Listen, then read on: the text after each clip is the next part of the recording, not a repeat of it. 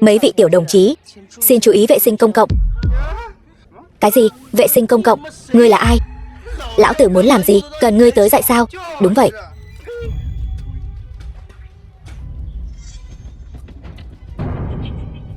Xin đừng khạc nhổ bừa bãi. Sao? Khạc nhổ bừa bãi phạm pháp sao? Lão tử cứ thích khạc. Ngươi tới cắn ta hả? Tới cắn ta đi. Chỉ cần không phạm pháp, lão tử muốn làm gì thì làm. Ngươi chỉ là một con đàn bà quét rác. Ngươi tưởng ngươi là ai? Lão tử không chỉ khạc nhổ bừa bãi, lão tử còn tiểu tiện đại tiện bừa bãi nữa. Ngươi cũng chỉ có thể trừng mắt nhìn.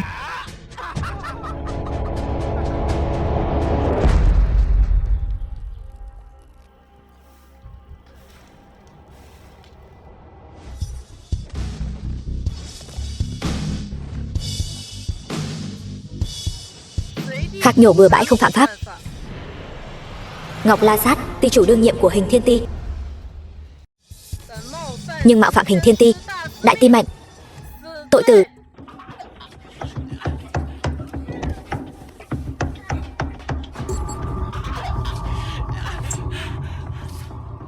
Hình Thiên Ti, đại hạ Hình Thiên Ti, nắm giữ quyền chấp pháp tối cao, trên chừng vương hầu tướng soái, dưới chém yêu ma quỷ quái. Cho dù là đại hạ quốc chủ phạm tội, cũng phải bị họ thẩm phán. Nhưng ta chỉ vứt rác. Khạc nhổ, không cần họ đến bắt ta đâu. Bái kiến Đại Ti Mạnh. Con đàn bà này lại là uy chấn đại hạ, quyền thế vô song. Diệp vô song, Đại Ti Mạnh Hình Thiên Ti đại hạ. Hình Thiên Ti chủ, Đại Ti Mạnh. Giờ ta không còn là Đại Ti Mạnh. Đứng dậy đi. Hắc Sơn xã Đông Doanh lợi dụng lúc ngài ẩn cư, thâm nhập đại hạ, ở vùng Giang Nam này hoành hành bá đạo. Kính xin Đại Ti Mạnh ra tay, tiêu diệt lũ gian tặc này, trả lại cho đại hạ một bầu trời trong sáng. Năm đó ta gia nhập Hình Thiên Ti là để tìm kiếm muội muội Hiểu Tuyết bị bọn buôn người bắt cóc. Sau đó tìm được Hiểu Tuyết và diệt trừ mọi tội ác trong đại hạ, mới chọn ẩn cư. Giờ muội muội ta đã gả vào nhà tốt, hiện tại an tâm dưỡng thai. Sao ta có thể phá vỡ cuộc sống yên bình này? Nhưng ngươi yên tâm, ta tuyệt đối không cho phép lũ giặc hoành hành ở đại hạ ta. Ta sẽ sắp xếp người giúp ngươi giải quyết lũ giặc Đông Doanh này. Vâng. Ngày mai là sinh nhật muội muội ta, nhớ tham dự tiệc sinh nhật. Ta sẽ tuyên bố một số việc. Đại Ti Mạnh yên tâm, La Sát nhất định đến đúng giờ.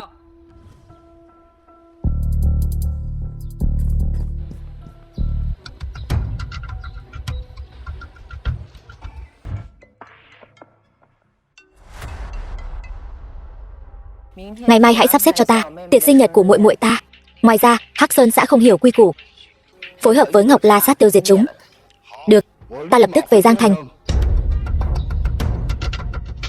Lũ giặc Đông Doanh khốn kiếp thừa cơ hội xâm nhập, quấy nhiễu đại hạ ta. Ta sao có thể ngồi yên nhìn được?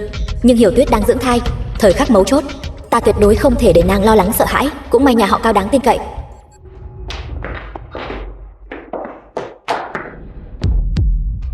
Đây là thứ ta chuẩn bị cho Dương thiếu, món tráng miệng trước bữa ăn. Vụ này tôi làm.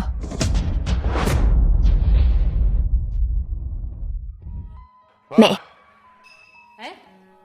con trai, mọi việc đã xong chưa? Sao con lại mang con tiện nhân này về nữa? Tiểu thư Y Đằng rất hài lòng với con. Bây giờ con đã là người của Hắc Sơn xã rồi. Còn con tiện nhân này chỉ còn thoi thóp, tìm chỗ nào đó chôn đi cho rồi. Thật xui xẻo.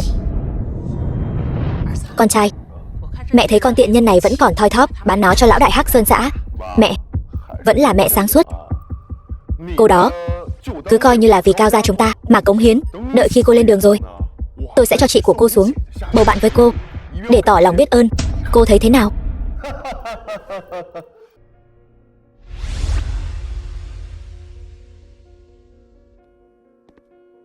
Đại Ti Mạnh, máy bay đã chuẩn bị xong, mời ngài lên máy bay khởi hành.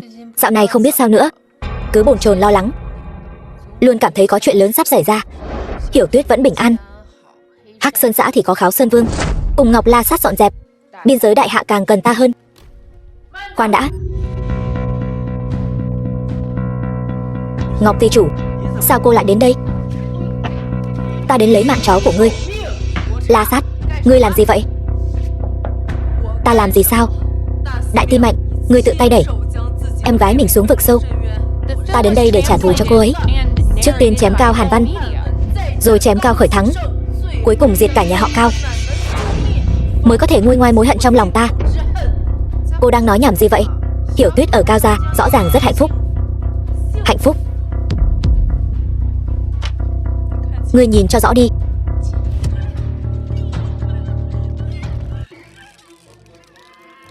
Không thể nào. Sự thật bày ra trước mắt. Còn gì là không thể? Tên xúc sinh Cao Khởi Thắng đó coi em gái ruột thịt của ngươi như nô lệ. Ngươi nghĩ rằng gả cô ấy vào Cao gia là để cô ấy có cuộc sống hạnh phúc sao? Nhưng thực tế là đẩy cô ấy xuống 18 tầng địa ngục. Rốt cuộc là chuyện gì?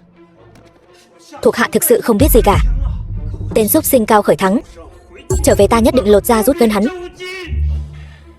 Đại Ti Mạnh, vừa nhận được tin Diệp Hiểu Tuyết bị Cao Khởi Thắng và Y Đằng Huệ Tử bắt đi, không rõ tung tích. Cái gì? Hiện tại Cao Khởi Thắng và Y Đằng Huệ Tử đang trên đường đến Thái Bạch Lâu tham gia yến tiệc. Yến tiệc Thái Bạch Lâu là do Kháo Sơn Vương sắp xếp, nhưng Kháo Sơn Vương và Y Đằng Huệ Tử không có nửa điểm giao tình, trái lại là kẻ thù không đội trời chung. Bọn chúng đến đó e rằng có âm mưu khác. Dù thế nào đi nữa cũng phải tìm em gái tôi trước. Hắc Sơn xã cũng nhất định phải bị tiêu diệt. Còn tên Cao Khởi Thắng đó tôi sẽ tự tay xử lý. Sinh tử ấn, nắm giữ quyền hành hình thiên ti, định đoạt sinh tử thế nhân. Phượng huyết kiếm, thiết lập võ lực hình thiên ti, chém hết thảy tội nghiệt. Kim Lũ Y, thể hiện uy nghi hình thiên ti, trấn áp tà ma quỷ quái.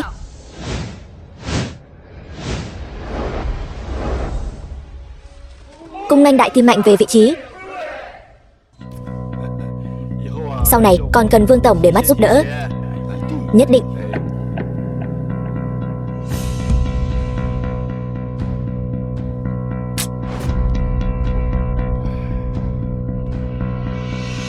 Đây chẳng phải là Hàn Tam Thiên, thủ phú Đông Thành sao? Hàn Tam Thiên, thủ phú Đông Thành. Triệu Thiên Lâm, bá chủ Nam Thành. Hà Trường Phong, tổng sư Tây Thành sao? Hà Trường Phong, tổng sư Tây Thành. Chào Cao thiếu. Chào Cao phu nhân. Đông Thành, Nam Thành, Tây Thành là ba thế lực đứng đầu 12 tỉnh Giang Nam. Ba vị là đầu rồng của mỗi thành. Giang Thành chúng tôi chỉ là hạng bét. Ngay cả cha tôi đến đây gặp ba vị cũng phải cung kính. Hôm nay sao lại ngược lại thế này? Cao thiếu gia nhập Hắc Sơn xã, hiện giờ đã là nhân trung chi long rồi. Hắc Sơn xã thế nhưng chỉ đứng sau Kháo Sơn Vương, một mình xưng bá 12 tỉnh. Chúng tôi so với những thế lực khổng lồ này chẳng đáng gì. Cao thiếu nói đùa rồi. Bây giờ chính là 12 tỉnh Giang Nam, tất cả bá chủ ở đây đều phải cung kính vấn an ngài một tiếng. Con trai, bây giờ con thật là oai phong, bán đi con tiện nhân đó, đổi lấy cơ hội làm người trên người, thật sự rất đáng giá. Cao Khởi Thắng, nói ra tung tích của em gái tôi, nếu không nhất định sẽ cho ngươi lên đường không có chỗ chôn. Ngươi vậy mà còn dám đến đây. Tại sao tôi không thể đến? Bữa tiệc hôm nay vốn là Kháo Sơn Vương tiệc mời những nhân vật lớn, cái loại người thường như ngươi. Cho dù là chồng tôi có đưa thiệp mời cho ngươi, ngươi cũng không có tư cách bước vào cửa này. Thiên hạ rộng lớn này không có nơi nào Diệp Vô Song ta không thể đến. Nể mặt Cao Hàn Văn, tôi không muốn ra tay.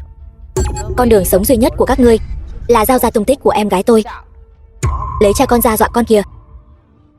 Bây giờ tôi là người của Hắc Sơn xã, cho dù ba tôi đích thân đến, ông ấy cũng không làm gì được tôi. Thông địch phản quốc, tội chồng thêm tội. Thôi đi, đồ nhà quê tầm thường như ngươi, hạ tiện vô sỉ, cám dỗ chồng tôi, còn mượn oai hùng để xét xử con trai tôi. Ta thấy ngươi là đầu óc hỏng rồi phải không? Ta muốn xét xử ai chỉ là chuyện một câu nói, không cần dựa vào bất cứ ai. Cô ta diễn đến nghiện rồi. Ngươi muốn xét xử ai thì xét xử. Ngươi tưởng ngươi là hình thiên ti sao? Ta có thể xuất hiện ở đây là đã chừa cho các ngươi con đường sống cuối cùng rồi, còn không biết điều. Các ngươi mới là tự tìm đường tử. Hôm nay là yến tiệc của người có máu mặt, người đến đều là danh gia vọng tộc. Người đàn bà này là cảm thấy chúng ta hôm nay không dám ở đây động thủ lấy mạng người nên mới ngông cuồng như vậy. Nhưng người thường như cô ta làm sao hiểu được kẻ có địa vị cao muốn diệt trừ một người là không cần dùng đao. Danh lợi và quyền thế mới là công lý chính nghĩa. Ta muốn diệt trừ ngươi, thậm chí sẽ không làm bẩn tay ta, hay cho danh lợi quyền thế chính là chính nghĩa công lý. Ngươi hãy giơ tay lên, diệt ta thử xem. Ngươi cái đồ thôn nữ, diễn nghiện rồi. Không có sự che chở của cha ta, ngươi chẳng là cái thá gì.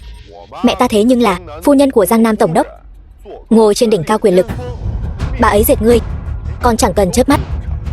Ngươi muốn xem? Vậy thì ngươi hãy nhìn cho rõ ràng. Ta muốn diệt trừ ngươi chỉ là chuyện một câu nói thôi. Các vị đang ngồi đây, người đàn bà này phu bày dáng dâm, hạ tiện vô sỉ, cám dỗ chồng tôi. Hôm nay còn đến đây gây rối tại yến tiệc của các nhân vật lớn. Này, tôi lấy danh nghĩa phu nhân tổng đốc xét xử ngay tại đây. Giang Thành đệ nhất dâm phụ, tôi không chỉ muốn cho cô ta thân bại danh liệt, không được lên đường tử tế. Mọi người thấy thế nào? Xét xử cô ta, xét xử cô ta. Ta chưa bao giờ cần sự che chở của Cao Hàn Văn. Cái gọi là xét xử của ngươi trong mắt ta chỉ là trò hề nhảy nhót. Ai dám cùng Lưu Phụng Mai đứng cùng một chỗ tự gánh lấy hậu quả. Ngươi cái đồ tiện nhân, vốn dĩ chỉ là một con nhỏ nhà quê, không có sự che chở của cha ta, ngươi chỉ có thể làm bạn với thùng rác. Còn về đứa em gái của ngươi, cũng là một kẻ hạ tiện. Ta vốn định cho nó ở Cao gia làm nô làm tỳ cho ta, nhưng nó quá vô dụng, ngay cả làm nô làm tỳ cho Cao gia cũng không xứng. Cao Khởi Thắng dám sỉ nhục muội muội ta thêm một câu nữa, tử. Con tiện nhân cuồng ngạo như vậy, còn dám đánh con ta. Dâm phụ nhà ngươi phá hoại gia đình người khác, còn dám ra tay với nạn nhân. Nếu không xét xử kẻ này, thiên lý ở đâu, chính nghĩa ở đâu? Hôm nay chính là tiệc của các nhân vật lớn, không thể để người đàn bà này làm ô uế nơi này. Ủng hộ phu nhân tổng đốc, chính nghĩa tất thắng, công lý tất thắng, để cho Giang Thành đệ nhất đát kỷ này bị trừng phạt nghiêm khắc. Xét xử cô ta đi, xét xử cô ta, xét xử cô ta. Thấy chưa? Đây chính là năng lực của phu nhân tổng đốc. Ngươi không chỉ câu dẫn chồng ta, còn đem cái thứ tạp chủng Diệp Hiểu Tuyết kia đưa vào Cao gia chúng ta, khiến Cao gia chúng ta gà bay chó sủa. Hôm nay ta không chỉ muốn ngươi lên đường, mà còn muốn đóng ngươi vào cột nhục hình, chịu hết thảy nhục mạ, bỏ mạng trong thân bại danh liệt. Tôi đại diện cho giới thượng lưu thương giới Giang Thành, ủng hộ phu nhân tổng đốc. Người đàn bà như vậy lăng loàn vô sỉ, nên bị dìm lồng heo, lấy đó làm gương. Ta đại diện Giang Thành, tất cả các hào môn thế gia ủng hộ tổng đốc phu nhân. Ngâm lồng heo cũng không đủ để trừng phạt ả, tốt nhất là đánh gãy tay chân của ả để ả khỏi chạy trốn. Tôi đại diện giới danh tiếng Giang Thành, ủng hộ tổng đốc phu nhân. Loại người như ả, đồ không biết liêm sỉ, lấy mạng ả còn chưa đủ, hãy cùng nhau nguyền rủa ả không được siêu sinh, kiếp sau đầu thai làm chó. Ủng hộ tổng đốc phu nhân, ủng hộ tổng đốc phu nhân, ủng hộ tổng đốc phu nhân. Ta muốn xét xử ngươi, thậm chí không cần mở miệng, chỉ cần động ngón tay út của ta cũng đủ để nghiền nát ngươi thành cho bụi. Ta chỉ nghe thấy một lũ ếch ngồi đáy giếng đang kêu ồm ộp. Đằng sau mẹ ta là trời Giang Thành, trời sắp sập rồi. Ngươi còn giả vờ cái gì? Đằng sau ta là trời Đại Hạ, còn nhà họ Cao các ngươi quả thật là chọc thủng trời. Cái gọi là danh gia vọng tộc Giang Thành chẳng qua chỉ là một bãi bùn nhão, hôi thối không chịu nổi. Chỉ bằng bọn chúng mà cũng dám động đến ta. Sắp lên đường đến nơi rồi mà còn dám mạnh miệng. Người đâu? Tổng đốc phu nhân, Cao thiếu, hai vị có gì căn dặn? Với thân phận tổng đốc phu nhân, ta tuyên bố xét xử ả. Tiện nhân không biết liêm sỉ này, ta muốn các ngươi đánh gãy tứ chi của ả, cắt lưỡi ả, rồi nhốt vào lồng heo, ném xuống sông cho cá tôm ăn. Vâng. Trong địa phận Đại Hạ, chỉ có Hình Thiên Ti mới có quyền xét xử. Lưu Phụng Mai ngươi không có bản lĩnh đó. Tổng đốc phu nhân đứng trên đỉnh cao Giang Thành, lời của bà ấy còn có trọng lượng hơn cả Hình Thiên Ti Giang Thành. Con đàn bà này điên rồi, bắt đầu nói nhảm rồi. Thôi, chắc là sợ quá nên bị điên rồi. Thôi, nhét cô ta vào lồng heo đi, lúc ném thì ném xa một chút, đừng để cô ta làm ô nhiễm nước Giang Thành. Động thủ, dừng tay. Ba, vừa rồi người đàn bà này lấy danh ba làm càn làm quấy ở đây, nói muốn bãi chức của ba, còn nói muốn lấy đầu của ba nữa. Đáng lẽ là chuyện nhà không nên nói ra ngoài, nhưng người đàn bà này cứ nhất quyết mượn oai hùng của ông. Vậy thì đừng trách tôi ra tay tàn độc. Tôi đã tuyên bố trước mặt mọi người là sẽ cho người đàn bà này ngâm lồng heo rồi. Đồ ngu xuẩn, nghịch tử. Chuyện này ông ta điên rồi. Diệp tiểu thư, Lưu Phụng Mai và Cao Khởi Thắng tự tìm đường tử, nhưng có thể nể mặt tôi bao nhiêu năm nay, tận tâm tận lực, tha cho bọn họ một mạng không? Ta đã cho bọn họ cơ hội rồi. Bản thân chúng không biết trân trọng. Ngươi tự lo liệu đi. Cha, đàn bà này đúng là hồ ly tinh mà. Ngươi quỳ xuống với cô ta làm gì? Nghiệt xúc. Con trai, ngươi biết cái gì chứ? Hôm nay ngươi gây chuyện động trời rồi. Ta cho ngươi 5 giây nói ra chỗ của Diệp Hiểu Tuyết, rồi tự chặt 2 chân để tỏ lòng sám hối. Nếu không, Cao gia ta hôm nay sẽ gặp đại họa diệt môn. Ta nói cho ngươi biết, ngươi điên rồi sao? Vì con tiện nhân này lại dám ra tay với chính con trai ruột của mình. Cha, sao cha còn diễn với đàn bà này nữa? Mà diễn cũng giống thật đấy. Nếu không biết lai lịch của đàn bà này, ta còn tưởng ta là nhân vật tầm cỡ nào đó. Ngươi im miệng cho ta, ngươi mau im miệng cho ta. Hôm nay ta phải diệt trừ tên nghịch tử này. Hắc Long vệ, súc sinh nhà ngươi thật sự đã gia nhập Hắc Sơn xã rồi sao? Lui xuống. Tôi đã gia nhập Hắc Sơn xã thì đã sao? Tuy Hắc Sơn xã là thế lực đông doanh, nhưng ở đại hạ này làm ăn đều hợp tình hợp lý. Có gì mà không thể gia nhập? Hợp tình hợp lý chỉ là cái cớ thôi. Hắc Sơn xã ở đại hạ lấy mạng người phóng hỏa, trộm cắp cổ vật, buôn người, buôn bán nội tạng, không biết bao nhiêu người vì thế mà chịu thiệt hại. Ai gia nhập Hắc Sơn xã, kẻ đó chính là bán nước. Tội đáng Chu Di. Ngươi tưởng ngươi là ai? Còn Chu Di thật sự coi mình là người của Hình Thiên Ti rồi sao? Chẳng lẽ là lúc ở trên giường với cha tôi, lúc cao hứng nhập tâm quá đấy hả? Ngươi im miệng cho ta. Người đâu? Bắt tên nghịch tử này lại. Ta muốn tự tay chặt đôi chân chó của nó. Giang Thành tổng đốc cũng chỉ đến thế mà thôi. Bây giờ tôi không chỉ là người của Hắc Sơn xã, mà còn có Kháo Sơn Vương chống lưng. Ai dám động vào tôi? Kháo Sơn Lạnh, sao lại ở chỗ ngươi? Đây chính là tín vật của Kháo Sơn Vương. Tôi đã làm một việc lớn cho Y Đằng tiểu thư, lôi kéo được con trai của Kháo Sơn Vương là Dương thiếu gia. Hiện giờ Kháo Sơn Vương, Hắc Sơn xã là hai thế lực đồng minh chặt chẽ. Có hai đại nhân vật khổng lồ nắm giữ 12 tỉnh Giang Nam chống lưng cho tôi. Cha không động vào tôi được đâu. Ngươi không ngờ Dương Lâm cũng sinh ra một đứa con bất hiếu. Ngay cả con trai của ông ta cũng đầu quân cho Hắc Sơn xã. Tên của Dương thiếu gia là thứ mà ngươi có thể gọi thẳng ra sao? Đừng tưởng có cha ta chống lưng cho ngươi là ngươi có thể làm càn. Ta có Kháo Sơn Lạnh, muốn diệt ngươi bất quá chỉ là chuyện vặt. Cung manh Kháo Sơn Lạnh, cầm lông gà làm lạnh tiễn. Ngươi đổ thứ có mắt như mù. Đây chính là tín vật của Kháo Sơn Vương. Con trai ta nắm giữ lệnh bài này, cho dù là lão công của ta cũng phải quỳ xuống cho nó. Phương ty chủ Hình Thiên Ti Giang tỉnh. Kháo Sơn Lạnh vừa ra, quả nhiên bất phàm. 12 ti đều đã đến đông đủ. Kháo Sơn Vương tung hoành hắc bạch, độc bá Giang Nam, tự nhiên có quyền này. Cao thiếu, bây giờ dùng quyền thế đỉnh cao áp chế tiện phụ nhà quê này, có phần nào? Dùng cao xạ pháo bắn mũi. Chư vị đến thật đúng lúc. Bây giờ ta sẽ dùng Kháo Sơn Lạnh này hiệu lệnh mọi người xét xử tiện nhân này, xử nàng ta bỏ vào lồng heo, chặt 4 chi. Trọng hình như vậy. Phạm tội gì? Tiện nhân này quấy rối yến tiệc, có tính là trọng tội không? Yến tiệc hôm nay là do Kháo Sơn Vương chuẩn bị cho vị đại nhân vật của Hình Thiên tổng ty. Nếu cô ta dám quấy rối hội trường, đắc tội với vị vạn người kính ngưỡng kia, quả thực tội đáng xử tử ngàn lần. Các ngươi chắc chắn muốn lấy mạng ta.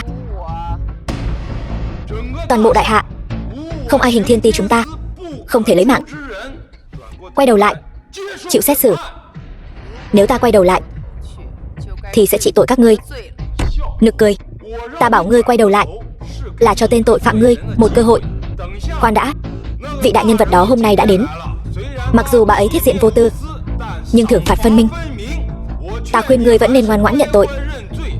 Chúng ta đều sẽ cho ngươi một con đường sống. Nếu chống đối pháp luật, đừng trách ta ra tay tàn nhẫn. Ta thấy tiện nhân đó sợ rồi, ngay cả đầu cũng không dám quay lại. Ta vẫn thích ngươi vẻ kiêu ngạo vừa rồi. Phương ty chủ, ta khuyên chư vị mau chóng rời đi, đừng có theo tên nghịch tử của ta ở đây quấy rối. Cao Hàn Văn, ngươi thân là tổng đốc của một thành, lại dám cấu kết với tội nhân. Cẩn thận cái mũ quan của ngươi đấy. Không giữ được đâu. Ta chính là vì mũ quan của chư vị mới khuyên mọi người rời đi. Thật nực cười. Ta lấy danh nghĩa Giang Tỉnh Hình Thiên Ti chủ mệnh lệnh ngươi quay đầu lại. Ta lấy danh nghĩa Đông Tỉnh Hình Thiên Ti chủ. Ta lấy danh nghĩa ti chủ của Nam Tỉnh Hình Thiên Ti. Ta lấy danh nghĩa Tây Tỉnh Hình Thiên Ti chủ mệnh lệnh ngươi quay đầu lại. Che che giấu giấu hành vi của kẻ tiểu nhân. Ta muốn xem thử ngươi có gì không thể để người khác thấy. Nếu đã như vậy, vậy thì theo ý ngươi. Bái kiến đại ti mạnh. Cô ta, tại sao bọn họ đều quỳ xuống vậy? Bởi vì 12 tỉnh Giang Nam Hình Thiên Ti chủ cộng lại cũng không dám chọc giận Diệp tiểu thư. Sàng ngôn. Ta lấy danh nghĩa Kháo Sơn Vương hiệu lệnh tất cả các ngươi xử quyết dân phụ này, để ả ta lên đường không có chỗ chôn. Kháo Sơn lệnh không phải dùng như vậy. Quyền lực như thế sao có thể để súc sinh nắm giữ?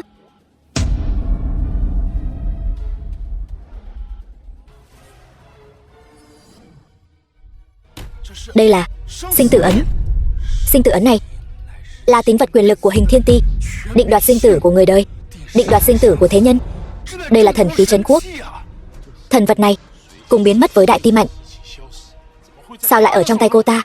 Sinh tử ấn là tín vật tối cao của Hình Thiên Ti. Kim ấn này chỉ là giống nhau thôi. Nhất định là giả. Đúng vậy. Có mắt như mù.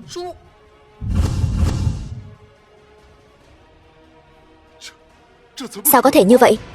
Quyền lực của Kháo Sơn Vương vốn dĩ là do đại ti mạnh ban cho, mà Kháo Sơn lệnh ở trước sinh tử ấn vốn chỉ là thứ yếu. Giờ sinh tử ấn đã xuất hiện, Kháo Sơn lệnh tự khắc phải thần phục. Đúng vậy. Kháo Sơn Vương là do đại ti mạnh sắp đặt để quản lý trật tự âm phủ. Kháo Sơn lệnh này gặp phải sinh tử ấn, đúng là chỉ có thể thần phục. Chẳng lẽ sinh tử kim ấn trong tay cô ta là thật? Nếu sinh tử ấn trong tay cô ta là thật, vậy chẳng phải cô ta chính là đại ti mạnh trong truyền thuyết sao? Khó trách 12 ti chủ đều quỳ lại thần phục. Nể tình các ngươi bị gian nhân mê hoặc, ta sẽ không trị tội các ngươi. Mau chóng trở về cung, mỗi người an phận thủ thường. Vâng. Không, không thể nào. Tiện nhân này sống ở tầng lớp thấp nhất, sao có thể có quan hệ với đại ti mạnh, người đứng trên vạn người được chứ? Đến nước này rồi, ngươi vẫn chưa tỉnh ngộ sao? Ngươi thật sự muốn hại cả nhà họ Cao chúng ta bị diệt môn sao? Ngươi mới cam tâm sao? Ta là ai không quan trọng, quan trọng là sinh tử kim ấn, quản chuyện sinh tử, định tội thiên hạ. Ở trong đại hạ này, bất kể là ai, chỉ cần phạm tội đều phải bị ta thẩm phán. Bất kể là vương hầu tướng soái cũng khó thoát chế tài. Nàng quả nhiên là đại ti mạnh. Vừa rồi những gì chúng ta làm đã mạo phạm đại hạ, mạo phạm nhân vật đỉnh cao, mạo phạm đại ti mạnh, đồng nghĩa với mạo phạm quốc chủ, là tội đại nghịch, phải chu di cửu tộc đấy. Sàng ngôn. Con tiện nhân muội muội của Diệp Vô Song gả vào Cao gia chúng ta nhiều năm rồi. Nếu nàng thật sự là đại ti mạnh, thì Cao gia chúng ta sao có thể bị vây khốn ở Giang Thành? Sớm đã ở đế đô Hồ Phong Hoán Vũ rồi. Mẹ tôi nói đúng, người như đại ti mạnh chí cao vô thượng, sao có thể là loại nhà quê này còn gả muội muội vào Cao gia chúng ta? Hơn nữa, đại ti mạnh mất tích nhiều năm như vậy, nàng chỉ là trông giống một chút thôi, sau đó tìm một cái có thể hút từ ấn vỡ, ở đây biểu diễn một màn trò hề tạp kỹ mà thôi, còn dám ở đây mạo danh đại ti mạnh. Lên đường đến nơi rồi còn ngu xuẩn đến cùng cực. Ta không lấy sinh tử ấn ra là nể mặt ngươi, muốn cho con trai ngươi và Cao gia cơ hội cuối cùng. Không ngờ chúng là không thấy quan tài không rơi lệ. Xin đại ti mạnh tha thứ. Ta thấy không thấy quan tài không rơi lệ là ta mới đúng. Vì gây chuyện mà dám mạo danh đại ti mạnh, ngươi là tự tìm đường tử. Ta khuyên ngươi bây giờ quay đầu còn kịp, quỳ xuống thần phục, rồi tự tay diệt trừ con tiện nhân này. Nếu không, đừng trách ta đại nghĩa diệt thân. Nghiệt xúc. Sự ngu xuẩn của ngươi đã đẩy Cao gia xuống vực sâu. Bây giờ mau quỳ xuống, tự đoạn tứ chi, cúi đầu thần phục, nói ra tung tích của Hiểu Tuyết. Nếu Diệp Hiểu Tuyết còn sống, có lẽ còn một tia hy vọng, ta có thể bảo vệ ngươi và Cao gia. Nếu không, ngươi, ta, còn có những người này, dù địa vị cao đến đâu, quyền thế lớn đến đâu, đều sẽ tan thành mây khói. Cha, Cha mệt không? Còn diễn cái gì nữa? Người đàn bà này vì gây chuyện mà dám mạo danh đại ti mạnh, đợi Kháo Sơn Vương và nhân vật lớn của Hình Thiên Ti đến, ta thấy tan thành mây khói chính là các ngươi. Cao Hàn Văn, ngươi có phải mù mắt rồi không? Bỏ lỡ tiền đồ rộng mở, cứ phải bám theo con tiện nhân này ở đây nhảy dựng lên như thằng hề. Ngươi không cảm thấy khôi hài sao? Diệp Hiểu Tuyết cái con tiện tỷ đó tối qua đã bị ta tiễn đi rồi. Trước khi đi, nó vẫn còn thoi thóp. Mối quan tâm duy nhất chính là tỷ tỷ ngươi đấy. Súc sinh. Ngươi đừng kích động, ta còn chưa nói hết mà. Ngươi có biết ta đã đưa nó đến nơi nào không? Tây Thiên Cực Lạc. Yên tâm đi, không bao lâu nữa ta sẽ đưa ngươi đi theo nó. Xong đời. Bây giờ ngươi mới biết là xong đời rồi sao? Vẫn chưa muộn đâu. Nghe con trai khuyên, tự tay lấy mạng nữ nhân này, cắt đứt quan hệ với nó đi. Con ta hiện giờ được Hắc Sơn xã Kháo Sơn Vương bảo vệ, đảm bảo tương lai ngươi đường quan rộng mở, ngồi lên chức vụ cao hơn. Giang tỉnh trấn thủ cũng đều là có khả năng đấy. Hắn không phải than thở cho mình, mà là thương hại cho các ngươi. Ta đã lên đến đỉnh cao, tương lai vô hạn tươi sáng. Nếu ông ta thực sự là cha ta thì phải vỗ tay hoan hô cho ta mới đúng. Nghiệt tử, ngươi đã không chịu nhận lỗi, ta chỉ còn cách đại nghĩa diệt thân, tự tay chặt đứt tứ chi của ngươi. Tra hỏi tung tích của Diệp Hiểu Tuyết để cầu xin sự tha thứ của Diệp tiểu thư.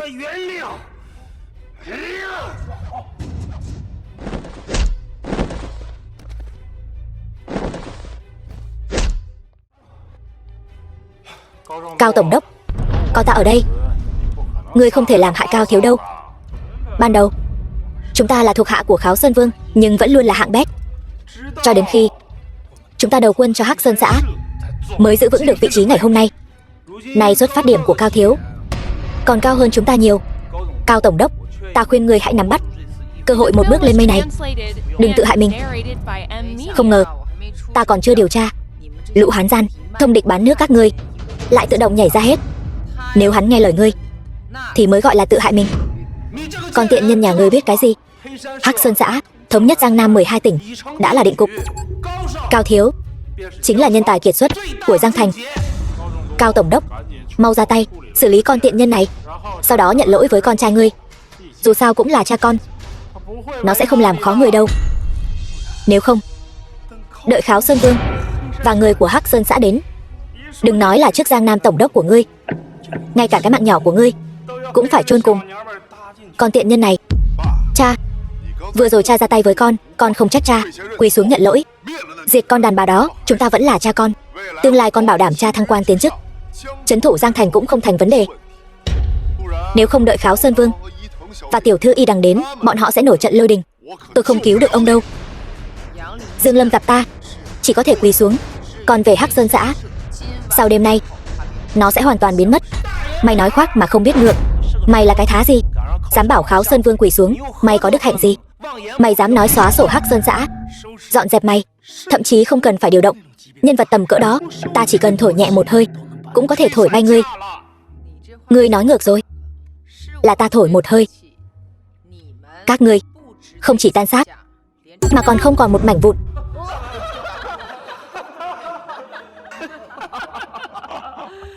Diệp Vô Song, tôi thật sự bội phục cô. Đồ con gái quê mùa, dạ làm người có quyền lực cũng ra dáng đấy chứ. Đến nước này rồi, cô còn giả vờ cái gì? Đông Thành là trung tâm kinh tế của Giang Nam, thế lực ngầm của Nam Thành nhiều vô số kể. Tây Thành sở hữu những võ giả mạnh nhất Giang Nam. Ba người này là những kẻ bá chủ nhân kiệt của ba thành này. Cho dù là Hắc Sơn xã và Kháo Sơn Vương đến, cũng chỉ có thể lôi kéo mời chào. Cô thật sự tưởng mình là đại ti mạnh, nói khoác quá không sợ, tự cắn phải lưỡi mình sao? Con đàn bà này sắp lên đường rồi, bây giờ cũng chỉ còn nước mạnh miệng. 5 phút. Sao nào, đây là đang đếm ngược cho mạng sống của mình sao? Nếu như lũ hán gian các ngươi đã tự nhảy ra rồi, khỏi cần tôi điều tra tìm chứng cứ. Trong vòng 5 phút, ba người các ngươi sẽ tan thành mây khói. Tôi sẽ vận dụng chút mưu kế để cho tất cả mọi người biết lũ súc vật bán nước cầu vinh sẽ có kết cục như thế nào. Đám ngu xuẩn. Diệp tiểu thư nói một là một, nói hai là hai. Nếu bây giờ các ngươi quỳ xuống cầu xin, từ bỏ tất cả, ít nhất còn có thể giữ lại được cái mạng nhỏ. Ba, đầu óc ba bị nó mê hoặc rồi hả? Nếu con đàn bà này muốn chơi, vậy thì chúng ta cứ chơi với nó thôi.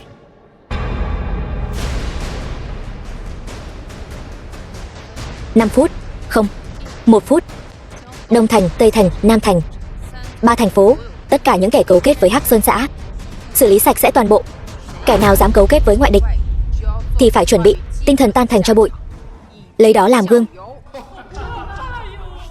1 phút. 3 vị đại lão này không chỉ độc bá một phương, mà phía sau còn có rất nhiều người ủng hộ. Cho dù là Kháo Sơn Vương tung hoành 12 tỉnh Giang Nam, cũng không có cách nào xử lý bọn họ. Người thật là nằm mơ giữa ban ngày. Thôi, yến tiệc sắp bắt đầu rồi. Đừng để tiện nhân này làm loạn nữa, kẻo đắc tội với nhân vật lớn, chúng ta sẽ mất nhiều hơn được. Không, 1 phút rất ngắn. Cứ cho ả ta đi, ta thấy ả ta tự tin lắm, như thể đã nắm chắc chúng ta vậy. Ta rất tò mò, con khốn này cứ khoác lác, biết đâu được lại thật sự có chỗ dựa lớn nào đó. Có chỗ dựa gì mà có thể hơn cả Kháo Sơn Vương? Đúng, ả ta không phải có sinh tử ấn sao? Ả ta không phải tự xưng mình là Đại Ti Mạnh sao? Đại Ti Mạnh có mặt, chúng ta tự nhiên không đấu lại ả ta. Đại Ti Mạnh thì tính là cái dám gì? 3 vị vốn dĩ là thuộc hạ của Kháo Sơn Vương, nay lại đầu quân cho Hắc Sơn xã. Cho dù Đại Ti Mạnh thật sự tái xuất giang hồ, cũng không động được vào các vị một chút nào. Kẻ ngu thì không biết sợ là gì. Đại Ti Mạnh quyền cao ngất trời, ngay cả quốc chủ đại hạ phạm tội, cô ấy cũng có thể định tội xét xử, huống chi các ngươi chỉ là lũ kiến hôi. Cao thiếu không cần phí lời, 1 phút sắp hết rồi. Nữ nhân này, cho dù phía sau có chỗ dựa, cũng chỉ là thứ không đáng nhắc tới. Vốn dĩ với thực lực của chúng ta, có thể xử lý ả ngay tại chỗ, nhưng ả ta cứ làm loạn. Vậy thì cứ để ả lật hết bài ngửa, cũng để cho tất cả mọi người ở đây biết lai lịch của chúng ta kinh khủng đến mức nào. Không sai, chúng ta cứ ở đây ngồi đợi kẻ chống lưng của ả. Trong vòng 1 phút, nếu tiện nhân này không xử lý được chúng ta sẽ chặt ả thành 3 khúc, treo lên 3 cổng thành để răn đe kẻ khác. Ý này hay đấy. Chúng ta cứ đợi ả 1 phút. Tiện nhân này hoàn toàn không động được đến các vị một chút nào. 1 phút sau, băm ả thành thịt nát, trưng bày trên cổng thành để toàn thiên hạ biết. Đắc tội với 3 vị đại lão sẽ lên đường không có chỗ chôn. Không đợi được 1 phút nữa rồi, chỉ còn 10 giây. Cơ hội của các ngươi cũng chỉ còn lại 10 giây cuối cùng này. Nếu trời sập xuống, muốn cứu cũng không kịp nữa. Câm miệng đi cha. 10 giây này cũng là cơ hội cuối cùng của chính ngươi. Nữ nhân này tự châm lửa thiêu thân, đến lúc thiêu ngươi lên đường, ta sẽ không cứu ngươi đâu. Ngọn lửa này càng cháy mạnh càng tốt. Nhân gian ô uế, chỉ có thiên hỏa mới thanh tẩy được thế gian. Người đàn bà này đã phát điên rồi, bây giờ đã bắt đầu nói nhảm rồi. 3, 2, 1.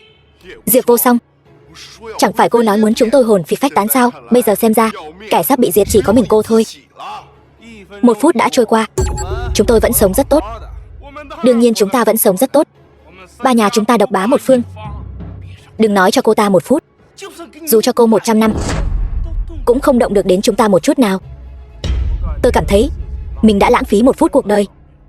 Tiếp theo, hãy dùng mạng nhỏ của cô ta để bồi thường. Đừng vội, để đạn bay một lúc. Cô bày đặt cái gì vậy? 1 phút đã hết. Ngươi chỉ là một con kiến nhỏ bé, vậy mà dám lai chuyển 3 cây đại thụ này. Đây là câu chuyện cười tôi nghe thấy hay nhất đời mình. Vậy sao?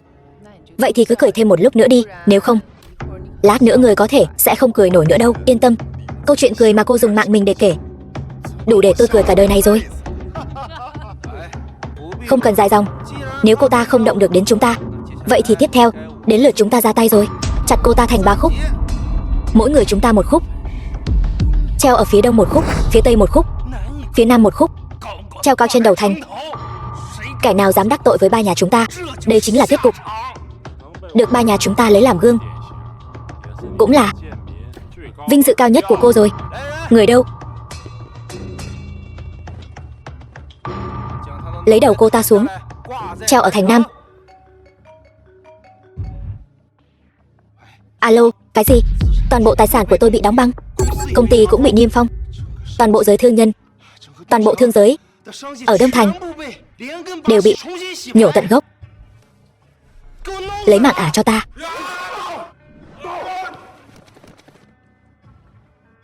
Đông Thành đã bị diệt, tiếp theo là Tây Thành và Nam Thành. Không thể nào, ta không chỉ là thủ phú của thành Đông, mà còn là long đầu của Đông tỉnh. Ngay cả người đứng đầu Đông tỉnh, trấn thủ đại nhân khi gặp ta cũng phải cung kính. Chỉ mới 1 phút trôi qua, không chỉ tập đoàn của ta bị diệt vong, mà cả toàn bộ thương đoàn Đông xưởng phía sau ta cũng bị nhổ bỏ. Người rốt cuộc là ai? Tôi đã nói rồi, tôi là ai không quan trọng. Điều quan trọng là tôi có thể thay trời hành đạo, phán xét tất cả. Chỉ tiếc là có những người không đâm đầu vào tường thì không chịu quay lại. Bây giờ các người nên biết năng lực của Diệp tiểu thư rồi chứ. Diệp tiểu thư cái khỉ gì? Con mụ này chắc chắn có người chống lưng, muốn dựa vào điều này để giả thân giả quỷ, giả làm đại tim mạnh. Thật nực cười. Sự tồn tại vô thượng như vậy, sao có thể là người như cô chứ? Có thể tùy ý mạo danh. Không tệ, Hàn Thủ Phú tuy là người đứng đầu giới thương nghiệp, nhưng hắn rốt cuộc cũng chỉ là một thương nhân. Nói về tài phú thì không ai sánh bằng, nhưng nói về quyền thế vẫn còn kém một bậc. Ở 12 tỉnh Giang Nam, có không ít người có thể lật đổ hắn. Nếu như thế này mà có thể chứng minh mình là đại tim mạnh, vậy tôi cũng là quốc chủ đại hạ rồi. Còn tiện nhân này, kẻ đứng sau lưng, dù có mạnh đến đâu cũng không thể lay chuyển được Triệu Thiên Lâm. Thiên Lâm tập đoàn phía sau hắn chính là thế lực ngầm số 1 Giang Nam.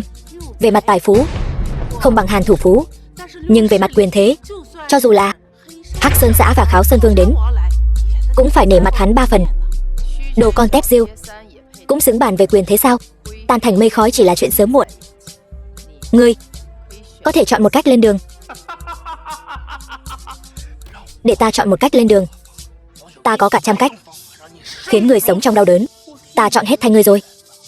Lát nữa ngươi sẽ biết cái gì gọi là muốn sống không được, muốn lên đường cũng không được. Alo, ngươi nói gì? Không thể nào. Thiên Lâm tập đoàn của ta toàn quân bị diệt. Ta bị đưa vào danh sách truy nã cấp SSS. Đó là lệnh truy nã, ngay cả quốc chủ cũng không thể ban bố. Chỉ có vị trong truyền thuyết đại tim mạnh. Thiên Lâm tập đoàn gây nhiều tội ác, giờ lại đầu quân cho Hắc Sơn xã, tiếp tay cho giặc. Vốn dĩ loại tép diêu như ngươi còn không xứng được lên lệnh truy nã cấp A.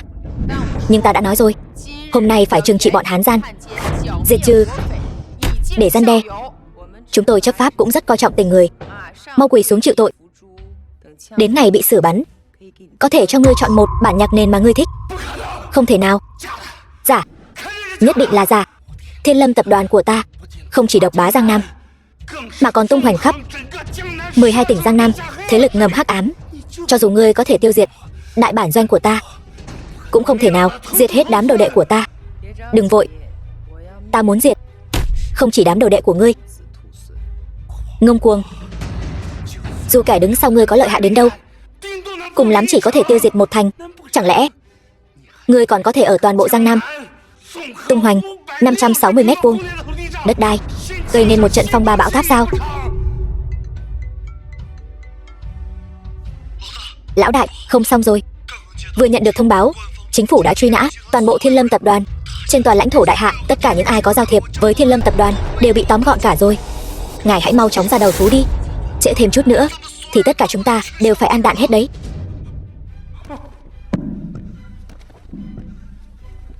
Người rốt cuộc là ai? Lại là cái câu hỏi ngu ngốc này. Đáp án thì các ngươi đều đã biết rồi, chỉ là không ai chịu tin mà thôi. Được cho đường sống mà không đi, cứ một mực đi vào đường tử. Người vĩnh viễn không thể nào đánh thức một kẻ giả vờ ngủ, trừ khi đâm hắn một nhát dao. Không đúng, hoàn toàn không đúng. Ban đầu tôi cứ tưởng con khốn này được cha tôi che chở, nhưng bây giờ nghĩ lại, con nhỏ nhà quê này không đơn giản đâu. Xét cho cùng, ta dựa vào việc bán thân để đổi lấy lợi ích. Đúng là con hổ ly tinh. Nhìn cái mặt lẳng lơ của cô ta đi, không biết đã câu được bao nhiêu thằng đàn ông rồi. Nói không chừng ta thật sự đã câu được nhân vật tầm cỡ nào rồi. Cao thiếu gia đừng sợ. Ở 12 tỉnh Giang Nam này, dù địa vị cao đến đâu cũng không thể nào qua mặt được Kháo Sơn Vương và Y Đằng tiểu thư. Hơn nữa, bất kể là Hàn Thủ Phú hay là Triệu lão đại, nguồn gốc sức mạnh của họ đều là từ tài sản và quyền lực của họ. Không giống tôi, ta là võ đạo tông sư, thực lực chính là chỗ dựa của ta.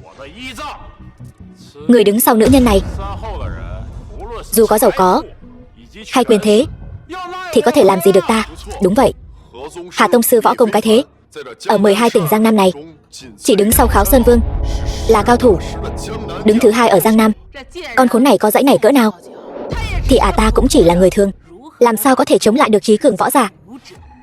Ta có thể tiêu diệt người khác, nhưng khi đối mặt với Hà tông sư, ta chỉ có nước bị nghiền nát. Khổ hải vô biên, quay đầu là bờ. Diệp tiểu thư đã thể hiện năng lực của mình rồi. Bây giờ các ngươi quỳ xuống sám hối còn kịp. Thật sự đợi đến khi Diệp tiểu thư đích thân ra tay, thì đó chính là thiên uy chấn nộ, chư thần khiếp sợ. Ba đừng tự lừa dối mình nữa. Con khốn này nếu thật sự có bản lĩnh thì ta còn đứng ở đây được sao? Phải đó, con khốn này dù có giỏi quyến rũ đàn ông, thì ta cũng chỉ biết dựa dẫm vay mượn ngoại lực. Thực lực của Hà tông sư là tuyệt thế võ công cả đời của ông ấy. Một quyền của ông ấy là công lực 20 năm, ai có thể đỡ được? Kẻ phải quỳ xuống cầu xin tha thứ là các ngươi mới đúng. Từ bao giờ mà mấy trò mèo cào cũng được gọi là tuyệt thế rồi? Diệp Vô Song, ngươi chán sống rồi. Diệp Vô Song, đồ tiện nhân nhà ngươi có biết Trường Phong võ quán là 12 tỉnh Giang Nam võ quán mạnh nhất, đệ tử của Hà tông sư chỉ riêng cao thủ cửu phẩm đã có đến hàng trăm người. Muốn diệt trừ ngươi, tìm một người quét dọn, hay là tìm một thực tập sinh cũng đủ rồi. Cửu phẩm cũng được, tông sư cũng vậy, trước mặt ta không đáng nhắc tới. Có điều niệm tình ngươi, Trường Phong võ quán làm ác không nhiều, ta có thể cho ngươi một cơ hội, bỏ tối theo sáng, có thể miễn tội tử.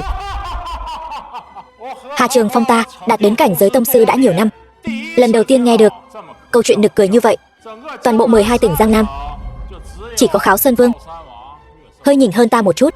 Ngươi ngông cuồng như thế, có phải không hiểu bản lĩnh của một vị võ đạo tông sư khi ngươi dẫm nát một con kiến? Ngươi có cân nhắc kiến có bao nhiêu phân lượng không? Lão phù ngạo nghễ đứng trên đỉnh cao võ đạo, chưa bao giờ lấy mạng kẻ vô danh, huống chi là tiểu nữ như ngươi. Nhưng tông sư không thể bị sỉ nhục. Ngươi đã tự tìm đường tử, lão phù sẽ tiễn ngươi một đoạn, để ngươi được mở mang cái gì gọi là vô địch.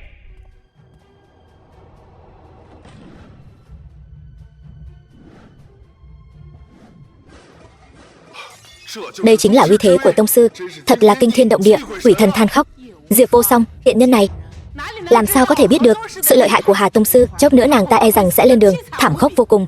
Chúng ta vẫn nên tránh xa một chút, kẻo máu rơi của nàng ta văng vào người chúng ta.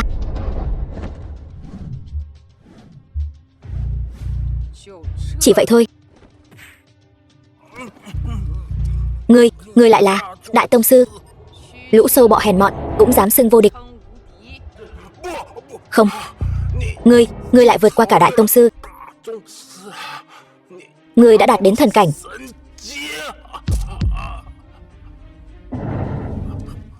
Hắn vừa nói gì? Thần cảnh? Nữ nhân này lại chỉ dùng một cước liền đá lên đường đỉnh cấp tông sư Hà Trường Phong. Võ công này quả thật khủng bố tột độ. Thần cảnh là cảnh giới chí cao của võ đạo tu luyện. Toàn bộ đại hạ cũng chỉ có một người đạt đến cảnh giới này, đó chính là Đại Ti Mạnh. Phú quý ngập trời, quyền thế vô biên, võ công đỉnh cấp, nhìn khắp cả đại hạ cũng chỉ có Đại Ti Mạnh mà thôi. Chẳng lẽ chúng ta thật sự sai rồi? Cho dù là Hắc Sơn xã còn có Kháo Sơn Vương, đối mặt với Đại Ti Mạnh cũng chỉ có một kết cục, đó chính là bị hủy diệt hoàn toàn. Ta đã lầm đường lạc lối, kính xin Đại Ti Mạnh tha cho ta một mạng. Đúng, chúng ta nguyện dâng tất cả những gì chúng ta có, dùng cả đời để chuộc tội và sám hối. Bây giờ hối hận đã muộn rồi. Chờ đợi các ngươi chỉ có sự phán xét của ngày tận thế. Người đâu? Đưa bọn chúng xuống. Tha mạng. Ngông cuồng. Ta xem ai dám lấy mạng người trước mắt ta. Dương Thiếu, Y Đằng tiểu thư, hai người cuối cùng cũng đến rồi. Ngươi thật to gan, không chỉ gây rối ở bữa tiệc của cha ta, mà còn dám động đến người của ta. Ta cho ngươi 3 giây, lập tức thả Cao phu nhân ra, nếu không ngươi sẽ phải đối mặt với cơn thịnh nộ của Kháo Sơn Vương, lên đường đến mức không còn mảnh vụn. Được, tôi buông tay. Mẹ, xương cốt già của tôi, cả người tôi đều bị tiện nhân này bẻ gãy rồi. Nó muốn tôi sống trong đau đớn. Ngươi dám cãi lời ta, thật không biết điều là gì. Dù cha ngươi đứng trước mặt ta, cũng chỉ có nước quỳ xuống nghe dạy bảo. Cơ hội duy nhất của ngươi bây giờ là đoạn tuyệt quan hệ với Hắc Sơn xã, sau đó chịu tội tại chỗ. Cha ta là vương của 12 tỉnh Giang Thành. Ngươi là cái thá gì mà dám ăn nói ngông cuồng như vậy? Người phụ nữ này, ta chính là chị gái của Diệp Hiểu Tuyết. Thì ra là vậy. Ta dựa vào cha ngươi mới dám đến đây làm càn. Nhưng ta nói cho ngươi biết, ngay cả tổng đốc Giang Thành trước mặt ta cũng chẳng có chút uy thế nào. Tiện nhân này đúng là hồ ly tinh. Không biết đã câu dẫn bao nhiêu đàn ông rồi. Trong số đó chắc chắn có người có thế lực hơn cả chồng tôi. Dù có quyền có thế đến đâu thì làm sao mạnh hơn Kháo Sơn Vương so được với Hắc Sơn xã của ta. Đúng vậy, quyền thế và uy nghiêm của cha tôi đã đạt đến đỉnh cao. Nếu thêm cả Hắc Sơn xã, bất kể ngươi dựa vào ai, từ lúc ngươi ra tay thì đã định sẵn ngươi sẽ tan xương nát thịt, bị ta nghiền nát.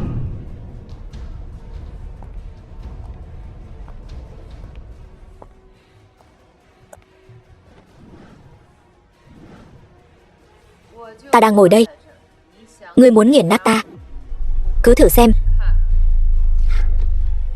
Tiện nhân, mau xuống khỏi đó cho ta. Đó là vị trí tôn quý nhất của dạ hội này, là chỗ ngồi dành cho nhân vật quan trọng mà cha ta mời đến. Bên trái vị trí vương tọa này là Ngọc La Sát của Hình Thiên Ti, bên phải là Kháo Sơn Vương Dương Lâm. Bất kỳ ai trong hai người họ cũng là người mà ngươi phải ngước nhìn. Những người có thân phận như vậy cũng chỉ có thể ngoan ngoãn hầu hạ hai bên khách quý, mà ngươi, một nữ nhân, lại dám ngồi chiếm trệ ở trên đó. Ngươi không sợ chuốc lấy tội chu di cửu tộc sao? Con tiện nhân này ngu dốt nên mới không biết sợ là gì. Nàng ta còn dám giả mạo cả Đại Ti Mạnh. Nàng ta còn chuyện gì không dám làm nữa? Có khả năng nào ta chính là Đại Ti Mạnh không? Và ngay vị trí tôn này là dành cho ta.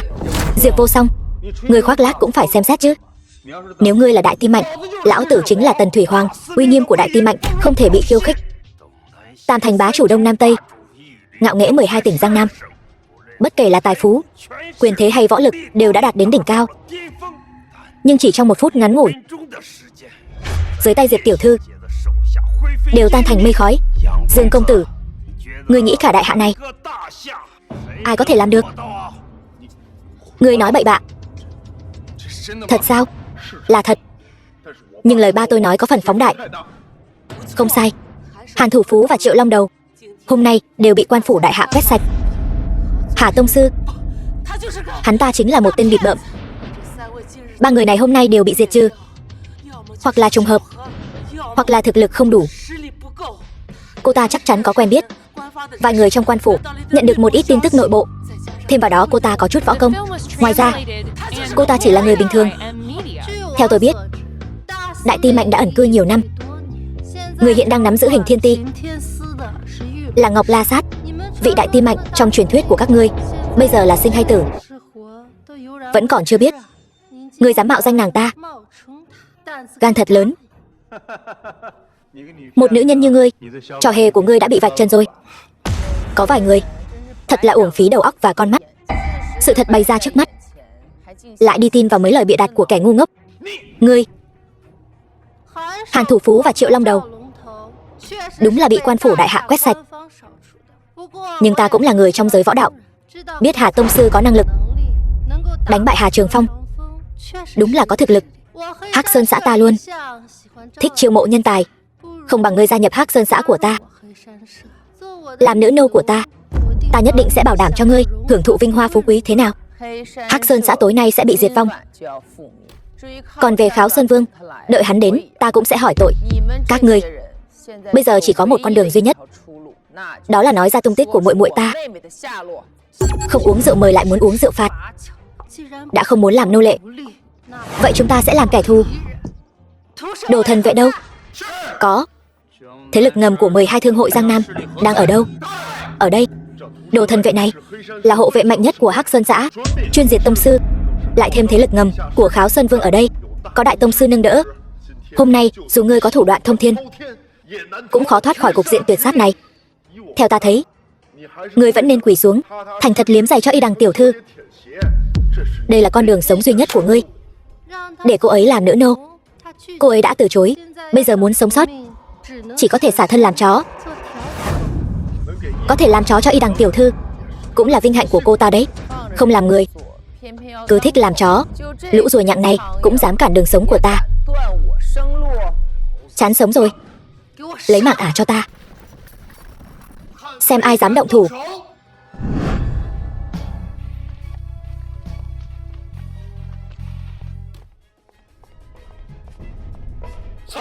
Tham kiến đại ti mạnh. Sao có thể? Sao cô ta lại là đại ti mạnh được? Không thể nào, nhất định là nhầm lẫn rồi. Danh hiệu Kháo Sơn Vương của cha ta đều do đại ti mạnh đích thân chỉ định. Ngọc La Sát này lại càng là ti chủ đương nhiệm của Hình Thiên Ti. Người phụ nữ này là đại ti mạnh. Chúng ta xong rồi, tiêu rồi. Ngàn tính vạn tính, sao lại bỏ sót người đứng đầu đại hạ? Nhưng mà đại ti mạnh này dù mạnh thì đã sao? Đây là Giang Thành, chứ không phải Đế Đô. Đây là sân nhà của chúng ta. Vừa rồi ai muốn cản đường sống của ta? Đứng ra. Nơi này không chào đón các ngươi, nhưng ngươi đã đến rồi, cũng đỡ phải đi tìm ngươi. Ngọc La Sát, ngươi không cần hù dọa ta. Đây không phải Đế Đô. Hình Thiên Ti các ngươi dù lợi hại thì có thể làm gì ta? Giang Nam 12 tỉnh là sân nhà của chúng ta. Giang Nam 12 tỉnh là đất đai của người đại hạ. Các ngươi có tư cách gì tự xưng là sân nhà? Ngươi quyền khuynh thiên hạ, giàu có bậc nhất, võ lực lại là nhất lưu thiên hạ. Nhưng ngươi và Ngọc La Sát chỉ có bấy nhiêu người, còn sau lưng ta lại là hàng trăm hàng ngàn cao thủ đông doanh. Người của ta đã bao vây toàn bộ nơi này rồi. Đáng ghét, tình báo sai lệch. Bên cạnh Y Đằng Huệ Tử lại ẩn giấu nhiều cao thủ như vậy. Nghịch tử, ngươi muốn làm gì? Dương Lâm, Kháo Sơn Vương. Ba, người biết thời thế mới là tuấn kiệt. Bây giờ thế lực của Hắc Sơn xã lớn hơn ba đấy, vậy nên con thay ba đầu hàng bọn họ. Từ giờ trở đi, ta là Kháo Sơn Vương mới. Lão già ngươi nên xuống đài rồi. Nghiệt xúc, ta phải diệt trừ ngươi. Ta lấy danh nghĩa Kháo Sơn Vương ra lệnh cho các ngươi đánh gãy tứ chi của tên khốn này, áp giải tới đây.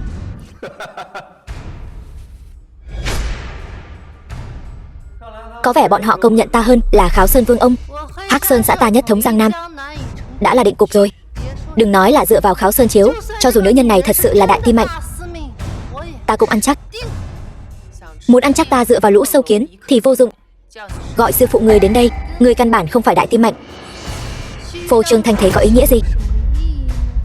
Đại ti mạnh năm đó đại chiến với sư phụ ta, thân chịu trọng thương, vô lực chống đỡ. Nếu không phải vì điều này, sao có thể ở thời kỳ đỉnh phong thoái ẩn giang hồ? Người rốt cuộc có ý gì? Cô ta rốt cuộc có phải đại ti mạnh hay không? Đương nhiên không phải. Hai người này chính là muốn lật đổ Hắc Sơn xã của ta.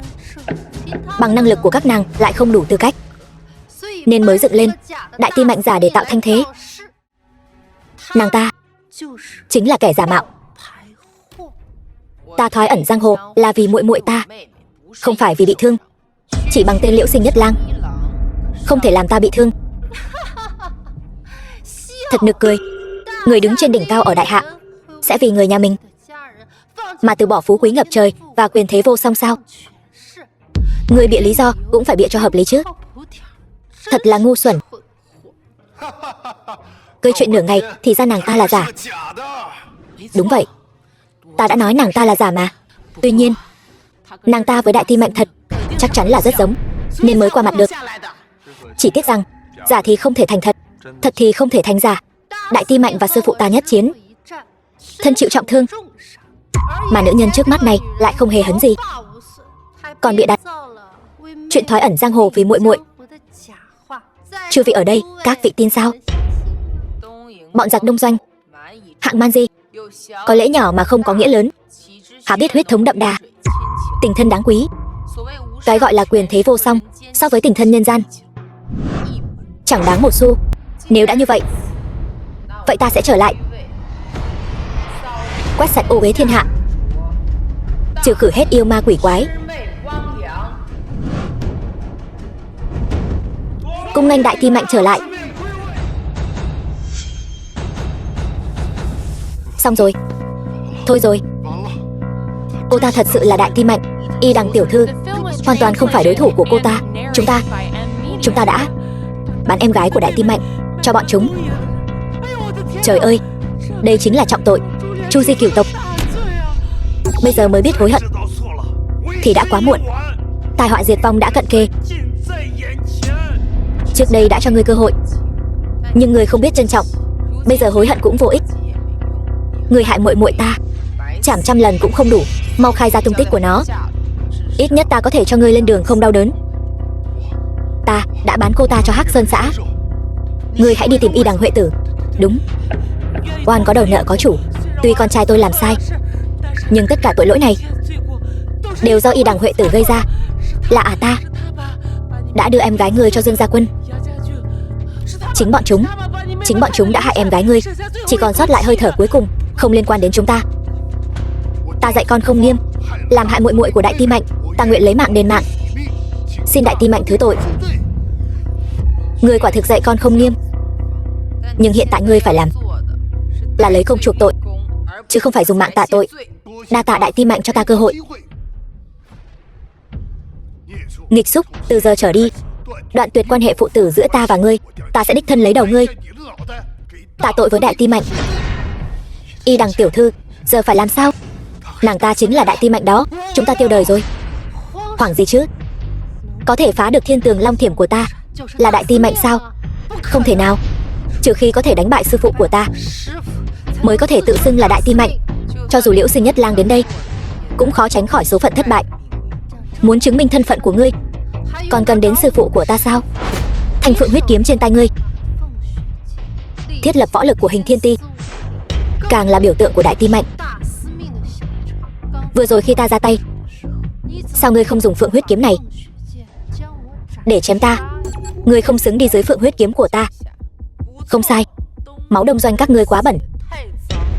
Đại Ti Mạnh rút kiếm chẳng phải là làm ô uế thần kiếm trấn quốc này sao? Phượng huyết kiếm chỉ chém lấy mạng kẻ tội ác tày trời. Tuy người tội ác tày trời, nhưng vẫn chưa đạt đến tuyệt đỉnh. Ngay cả việc để Đại Ti Mạnh rút kiếm cũng không có tư cách. Vậy sao? Có khả năng nào? Người căn bản là không rút được Phượng huyết kiếm không? Phượng huyết kiếm này không chỉ là vũ khí của Đại Ti Mạnh, cũng là thần khí công nhận tư cách của Đại Ti Mạnh. Trong Hình Thiên Ti, chỉ có người rút được Phượng huyết kiếm này mới có tư cách trở thành Đại Ti Mạnh. Nếu không, chỉ có thể trở thành đại lý ti chủ, vĩnh viễn không thể trở thành người nắm giữ tất cả. Đại Ti Mạnh, ngươi, Ngọc La Sát, ta nói đúng không? Đúng. Thì đã sao? Ngươi thừa nhận rồi thì tốt. Vậy ngươi hãy để nàng ấy rút Phượng huyết kiếm, để chứng minh nàng ấy là Đại Ti Mạnh chân chính. Nếu không, ngươi chính là kẻ giả mạo. Ngươi cũng biết kha khá bí mật của Hình Thiên Ti bọn ta đấy. Nhưng ta đã nói rồi, ngươi không xứng để ta rút kiếm. Hắc Sơn xã tội ác tày trời, bằng chứng rõ ràng. Nay ta với thân phận Đại Ti Mạnh định tội cho các ngươi. Các ngươi định sẵn phải lên đường, căn bản không cần ta ra tay. Ngươi mạo danh Đại Ti Mạnh, tội lỗi còn lớn hơn ta. Ngọc La Sát và Kháo Sơn Vương thông đồng với ngươi, theo lý mà nói cũng đáng lên đường. Ngươi, tên giặc đông doanh Man Di, cũng xứng để xét xử Đại Ti Mạnh sao? Ta không có tư cách xét xử nàng. Nhưng mà kẻ thù không đội trời chung của các ngươi, Ngự Thiên Ti thì sao? Ta đã tố cáo việc ngươi mạo danh Đại Ti Mạnh cho nàng rồi. Đợi họ đến, các ngươi khó mà thoát được. Ngọc La Sát, Kháo Sơn Vương, các ngươi thật to gan, dám tìm người mạo danh Đại Ti Mạnh. Mộc Lan, ti chủ Ngự Thiên Ti, tội danh này đừng nói Chu Di cửu tộc, dù là Chu Di thật tộc cũng không hết tội. Ngự Thiên Ti là gì? Nàng ta là ai? Sau khi ngài chọn ẩn lui, Trấn Nam Vương thành lập Ngự Thiên Ti, ngang hàng với Hình Thiên Ti chúng ta, tranh giành quyền lực. Mộc Lan này là kẻ thù không đội trời chung của ta, cũng là ti chủ của Ngự Thiên Ti. Nữ nhân này luôn mơ tưởng thay thế Ngọc La Sát, để Ngự Thiên Ti thay thế Hình Thiên Ti.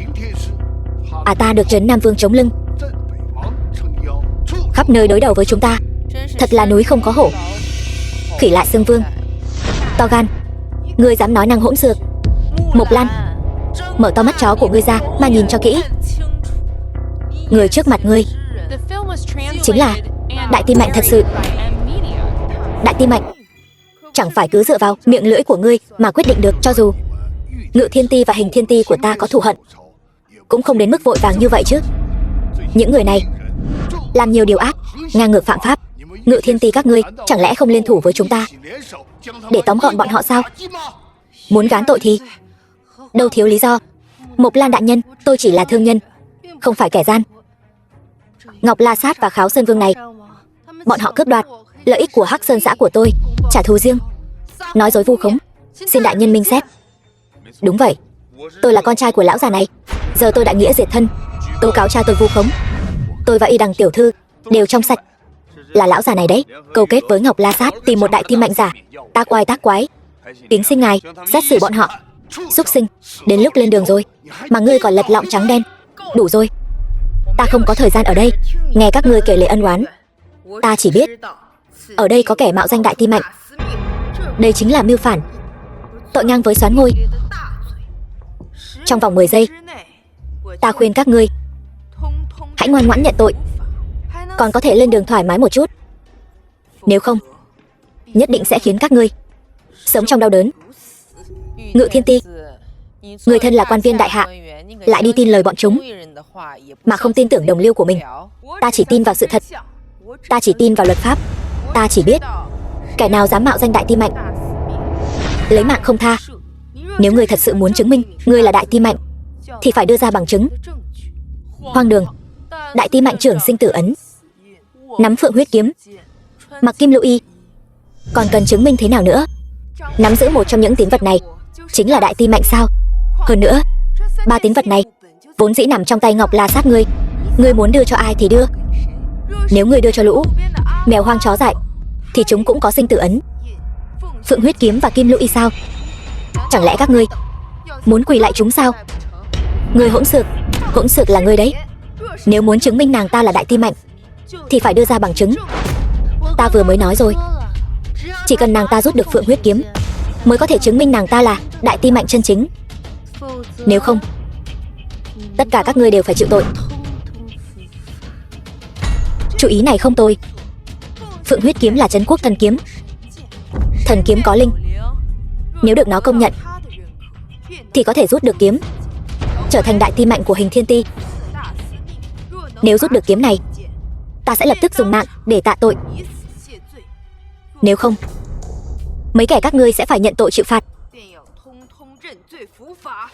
Phượng huyết kiếm vốn dĩ là của đại ti mạnh, để nàng ta rút kiếm chẳng khác nào ăn cơm uống nước.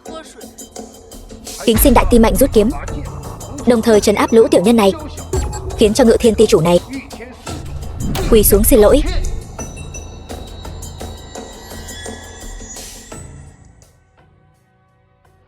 Hôm nay nếu người thua, cả đời không được bước chân vào đại hạ. Còn nếu ta thắng, người phải giải tán Hình Thiên Ti, rồi tự kết liễu nhận thua. Liễu Sinh kiếm thánh, kẻ thù của Diệp Vô Song, nhất ngôn cửu đỉnh.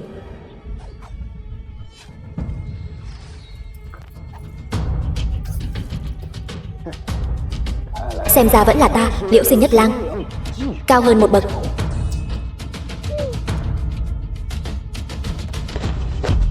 Xin lỗi nhé, người cao hơn một bậc là ta.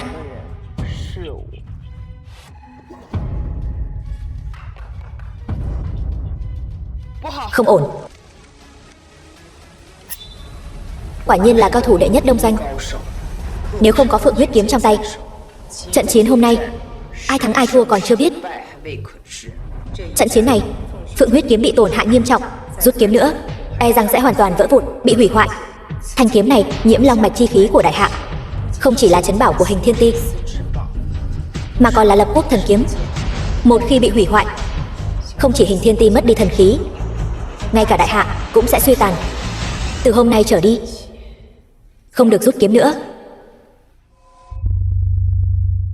Sao vậy? Không rút nữa sao? Muốn chứng minh ngươi là đại ti mạnh thì mau rút đi.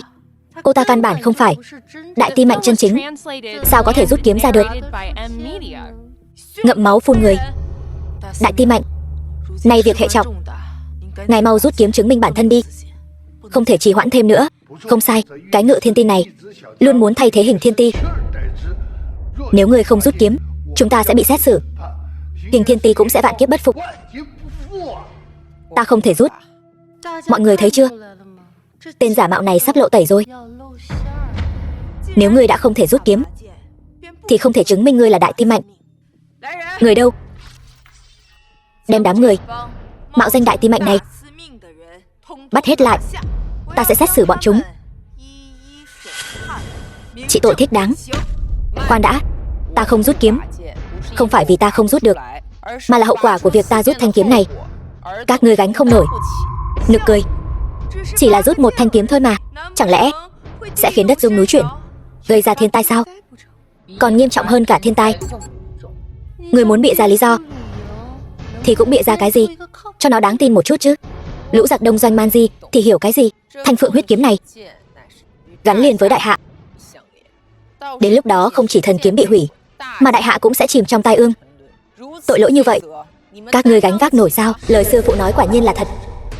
Lai lịch của phượng huyết kiếm này quả thật bất phàm. Câu chuyện này quả thật không tồi. Nhưng cái thứ xàm xí ngươi nói, ta không cần biết. Ta chỉ biết không rút được phượng huyết kiếm này thì ngươi không phải là đại ti mạnh. Ngươi chỉ là kẻ giả mạo, sẽ bị tru di tam tộc. Vật quan trọng của quốc gia không thể khinh nhờn. Muốn ta rút kiếm, tuyệt đối không thể. Vậy nếu đã như vậy thì ngươi chính là không rút được kiếm. Người đâu? Đem đám loạn thần tặc tử này bắt hết lại.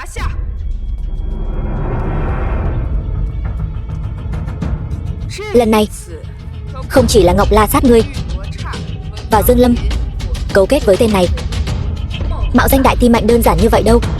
Đại ti mạnh là trụ cột của đại hạ, đứng ở đỉnh cao quyền lực. Bọn chúng đưa tên giả mạo này ra là âm mưu soán ngôi, càng là đại nghịch bất đạo. Cả Hình Thiên Ti đều là đồng lõa. Đã muốn gán tội thì kiểu gì cũng nói được. Ngươi không có quyền xét xử ta và Hình Thiên Ti. Tên giả mạo nhà ngươi, còn cả lũ rác rưởi tạo ra tên giả mạo này nữa. Tại sao ta lại không có quyền xét xử? Có bản lĩnh thì hãy tự chứng minh mình là đại ti mạnh thật sự đi. Giả làm sao thành thật được. Đây chính là cái giá mà các ngươi phải trả. Bắt hết Hình Thiên Ti lại cho ta. Hôm nay vừa đúng lúc đem bọn chúng một lưới tóm gọn. Đại ti mạnh, sai rồi. Ta không phải là đại ti mạnh. Ta là đồ giả mạo. Một phế vật đến cả phượng huyết kiếm cũng không rút ra nổi. Ngươi còn dám gọi là đại ti mạnh sao? Diệp Vô Song, Ngọc La Sát, Dương Lâm, còn có toàn bộ Hình Thiên Ti, ý đồ mạo danh đại ti mạnh, âm mưu soán quyền, đại nghịch bất đạo. Hôm nay Ngự Thiên Ti ta đại diện cho quốc chủ đại hạ sẽ tiến hành xét xử bọn chúng. Tất cả lấy mạng không tha. Phương Ti chủ, hãy bắt đầu từ ngươi. Ta với thân phận đại ti mạnh ra lệnh cho ngươi dừng tay. Ngươi không phải đại ti mạnh, Hình Thiên Ti trời định phải diệt vong. Còn ngươi tên chủ mưu, ta sẽ khiến ngươi sống trong đau đớn, chịu hết mọi cực hình. Hình Thiên Ti bảo vệ đại hạ, xét xử chính nghĩa, thay trời hành đạo là trọng khí của quốc gia. Ngươi không có quyền xét xử. Ngươi muốn ta rút kiếm tự chứng? Được. Hôm nay vì Hình Thiên Ti, ta chỉ có thể rút kiếm. Nhưng hậu quả này các ngươi gánh không nổi đâu.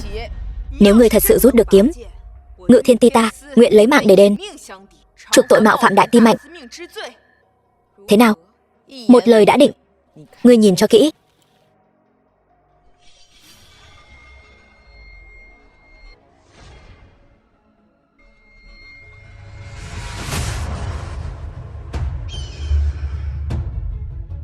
Không thể nào.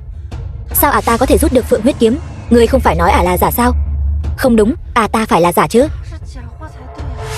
Năm đó sư phụ và đại ti mạnh đại chiến, thân thể bị trọng thương, ta cũng phải bị trọng thương chứ.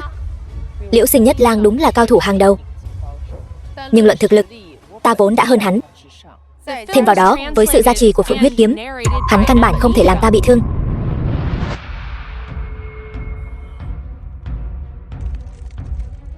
Không ổn rồi. Thần khí quốc gia một khi bị hủy, đại hạ e rằng sẽ bị liên lụy.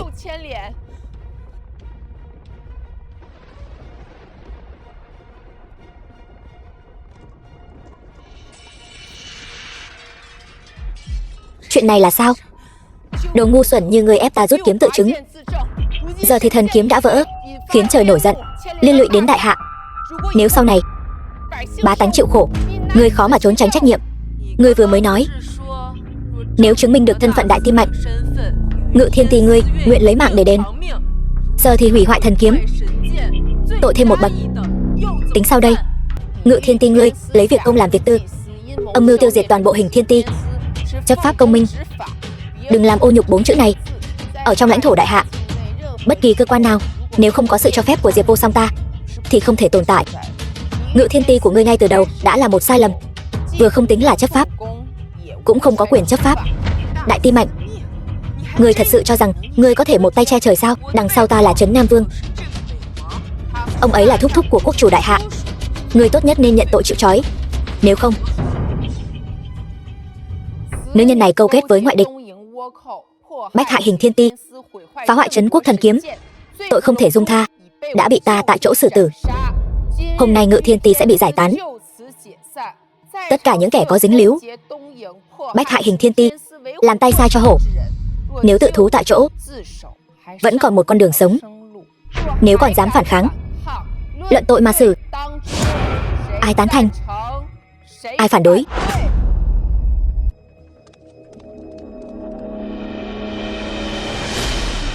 Y Đằng tiểu thư, ta vì nàng có thể vứt bỏ tất cả. Bây giờ ta đã hãm hại muội muội của Đại Ti Mạnh, tuyệt đối không còn đường sống. Huệ Tử tiểu thư, xin hãy nhìn vào con trai ta, trung thành tận tâm, nguyện làm chó cho người. Xin người hãy cứu nó, cứu nó.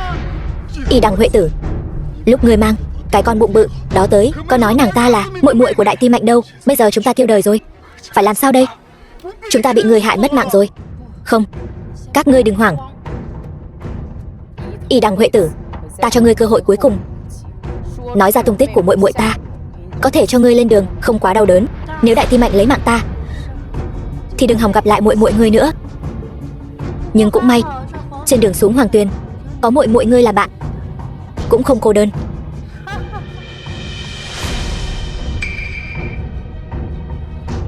Mau thả Y Đằng tiểu thư ra. Đại Ti Mạnh, ngươi dám lấy mạng ta thì ta sẽ cho muội muội ngươi Hương Tiêu Ngọc Vẫn. Súc sinh Đông Doanh, cút khỏi đại hạ.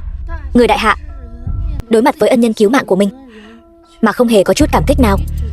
Dừng tay, thả muội muội ta ra. Chính kẻ ngu xuẩn như ngươi đã tự tay đem Diệp Hiểu Tuyết, cái thứ tiện chủng này, đưa vào Cao gia chúng ta.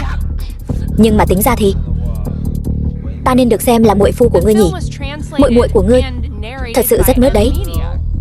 Lũ súc sinh các ngươi, ngươi mau quỳ xuống, hèn hạ vô sỉ. Đa tạ đã khen, mau quỳ xuống cho ta. Đường đường là trụ cột đại hạ, nhất nhân chi hạ, vạn nhân chi thượng. Đại Ti Mạnh thì đầu gối vẫn phải mềm nhũn ra đấy thôi. Ngươi có tư cách gì làm Đại Ti Mạnh?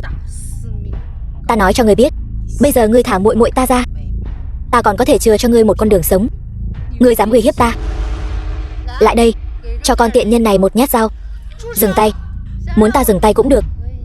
Bây giờ ngươi hãy tự chặt đứt gân chân của mình đi, chặt đứt tứ chi của ngươi, phế bỏ bản thân, rồi sau đó dùng thân thể bò trườn trước mặt ta, thần phục ta.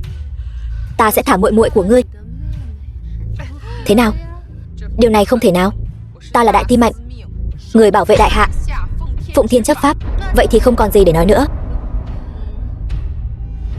Súc sinh, ta không có nhiều kiên nhẫn như vậy đâu. Hoặc là ngươi tự phế bỏ bản thân, hoặc là ta sẽ chặt đứt tứ chi của Được. Tỷ tỷ, đừng. Đại Ti Mạnh, dừng tay. Đây là gian kế của địch nhân. Ta đã nợ muội muội nhiều năm rồi, lại còn hại muội ấy bị kẻ gian hãm hại. Ta chỉ có thể dùng cách này để trả nợ. Nhanh lên đi. Tỷ, xin lỗi. Muội muội. Hiểu Tuyết, Hiểu Tuyết. Tỷ tỷ, tỷ đừng tự trách. Muội không trách tỷ. Tay của tỷ nên nắm lấy thanh kiếm bảo vệ đại hạ, chứ không phải vì muội mà gãy. Đừng mà. Đại Ti Mạnh, xin hãy nén bi thương. Hiểu Tuyết đã lên đường rồi. Không ổn rồi. Đại Ti Mạnh đang rút cạn tu vi và sinh mạnh để chữa thương cho Hiểu Tuyết. Tỷ tỷ, muội muội, là tỷ tỷ vô dụng. Bao nhiêu năm qua đã để muội chịu nhiều khổ cực. Từ hôm nay trở đi sẽ không còn ai dám ức hiếp muội nữa. Quả nhiên là đại tim mạnh, còn có thể cải tử hoàn sinh. Vì muội muội của mình mà đã hao hết tất cả tu vi và sinh mệnh. Giờ ngươi yếu ớt vô cùng. Với đám phế vật có mặt ở đây, chẳng ai là đối thủ của ta. Cho nên các ngươi vẫn phải xuống mồ. Muội muội đừng lo, có tỷ ở đây. Lũ sâu mọt không thể làm nên sóng gió. Lấy mạng ngươi thì quá dư sức.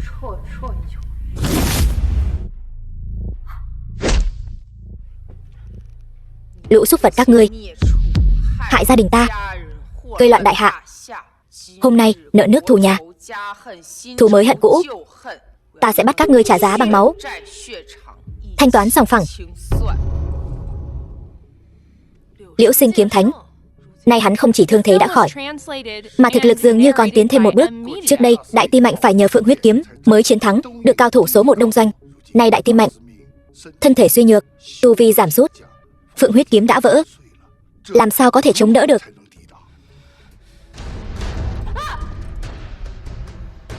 Tiện nhân, chán sống rồi. Ngươi muốn đồ đệ của ngươi sao? Trả lại cho ngươi. Nhà ngươi dám.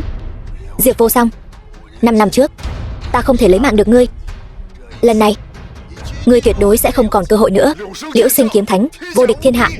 Ta nói ngươi tiện nhân này, hôm nay đừng hòng được sống. Sư phụ ta tới rồi. Đại ti mạnh ngươi dù có oai phong, hôm nay cũng chỉ đến thế mà thôi. Tuy nhiên chúng ta xưa nay nhân từ, có thể cho đám người Hình Thiên Ti của các ngươi một cơ hội. Tất cả các ngươi quỳ xuống trước mặt chúng ta, thần phục chúng ta, gia nhập Hắc Sơn xã chúng ta. Chúng ta còn có thể tha cho ngươi một mạng, để cho các ngươi được ăn sung mặc sướng, một đời vô lo. Người của Hình Thiên Ti ta thà đứng mà tử, quyết không quỳ mà sống. Đúng, thà đứng mà tử, không thể quỳ mà sống. Các ngươi đã nôn nóng muốn lên đường thì đừng trách chúng ta vô tình. Kính xin sư phụ ra tay, lấy mạng toàn bộ bọn chúng. Diệp Vô Song, năm đó ta thua ngươi, đó là bởi vì ngươi cầm Phượng huyết kiếm, còn ta chỉ cầm một thanh binh khí bình thường. Bây giờ ta cũng mang đến Trấn Quốc thần kiếm của đông doanh chúng ta, Thiên Tùng Vân Nha. Còn Phượng huyết kiếm của ngươi đã là một đống rác trên mặt đất. Lần này ta nhất định phải tự tay chém xuống đầu lâu của ngươi và tuyên cáo thiên hạ, các ngươi căn bản không phải đối thủ của chúng ta. Vô lý hết sức. Lũ chuột nhét giặc đông doanh quá đáng lắm rồi. Muốn động vào đại ti mạnh thì hãy bước qua xác của chúng ta. Cũng được, ta sẽ lấy mạng vài người trước để khởi động, sau đó sẽ lấy mạng chó của Diệp Vô Song ngươi. Lui lại, các ngươi không phải đối thủ của hắn. Tỷ tỷ, bây giờ tỷ cũng không phải đối thủ của hắn. Trận chiến này không chỉ vì tỷ, mà còn vì cả đại hạ. Dù có bỏ mạng, tỷ cũng không thể để lũ súc sinh đông doanh này sỉ nhục đại hạ ta, xâm chiếm đại hạ ta. Thành thật mà nói, Diệp Vô Song, ta rất kính phục ngươi. Ngươi là nữ trung hào kiệt, xứng đáng là người đứng đầu đại hạ. Nhưng tiếc thay, ngươi đầu thai nhầm chỗ rồi. Nói nhảm ít thôi. Yên tâm, ta sẽ không một đao kết liễu ngươi. Ta muốn thưởng thức tiếng la hét thảm thiết của ngươi, rồi từ từ cắt thịt ngươi, để máu ngươi chảy từ từ.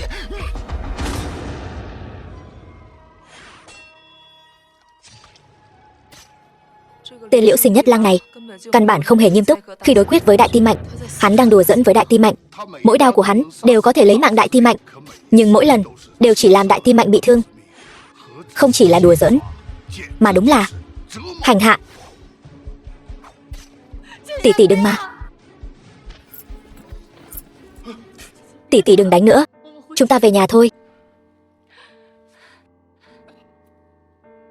Trận chiến này nếu tỷ thua, không chỉ chúng ta không có nhà để về, hàng ngàn hàng vạn người đại hạ cũng sẽ mất nhà cửa.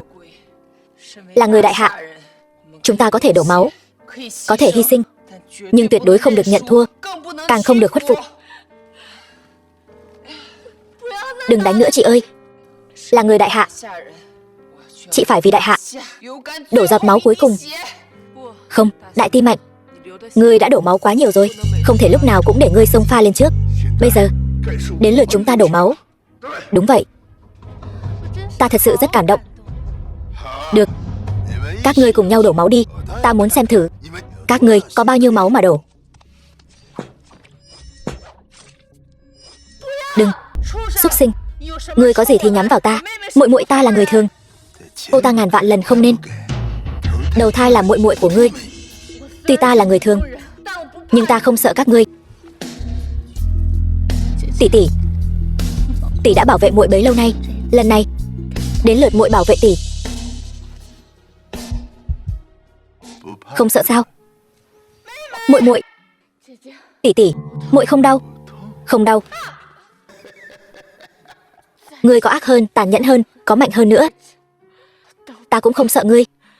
Đường đường Đông Doanh kiếm thánh, thiên hạ đệ nhất cao thủ, muội muội ta là một người bình thường, trong hàng vạn người đại hạ, ngay cả nàng cũng không sợ ngươi. Thật sự cho rằng các ngươi có thể trà đạp chúng ta sao? Một người không phục, ta liền lấy mạng một người.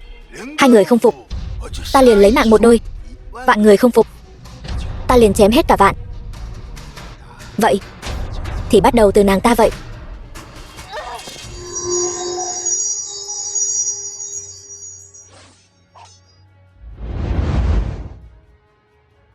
Đại hạ ta bao la rộng lớn, có vô số bậc nhân nghĩa trí sĩ, dùng máu tươi bảo vệ, dùng xương sống chống đỡ, thì thần kiếm không gãy. Phượng huyết kiếm nhiễm máu tươi của mọi người, vậy mà trọng sinh, thần khí hiển linh. Phượng huyết kiếm cảm nhận được huyết nhiệt bất khuất của người đại hạ ta, cũng cảm nhận được tinh thần kháng cự của Đại Ti Mạnh, cho nên mới có thể kỳ tích trọng sinh. Kỳ tích cái rắm. Phượng huyết kiếm trọng sinh thì đã sao, vẫn không thoát khỏi vận mạnh bị Thiên Tùng Vân Nha của ta chém đứt. Đúng vậy, dù ngươi có dãy dụa thế nào cũng vô dụng. Sư phụ ta bây giờ là sinh lực dồi dào, còn ngươi lại chỉ như ngọn nến tàn trong gió. Vậy sao? Vậy thử chiêu này của ta xem.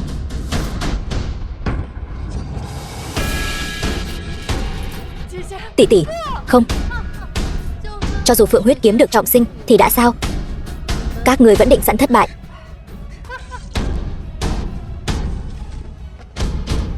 Sư phụ, chuyện này vừa rồi chiêu đó rõ ràng là độc môn tuyệt kỹ của Diệp Thiên Kiêu. Ngươi là ai? Ngươi và hắn là quan hệ gì? Diệp Thiên Kiêu là ai? Ngươi nghĩ át chủ bài của Đại Ti Mạnh chỉ có Hình Thiên Ti. Thực ra thân phận thật sự của nàng ta La Sát không cần phải nhiều lời với đám người này nữa. Sau lưng ta là Y Đằng gia tộc, là một trong tứ đại gia tộc của Đông Doanh.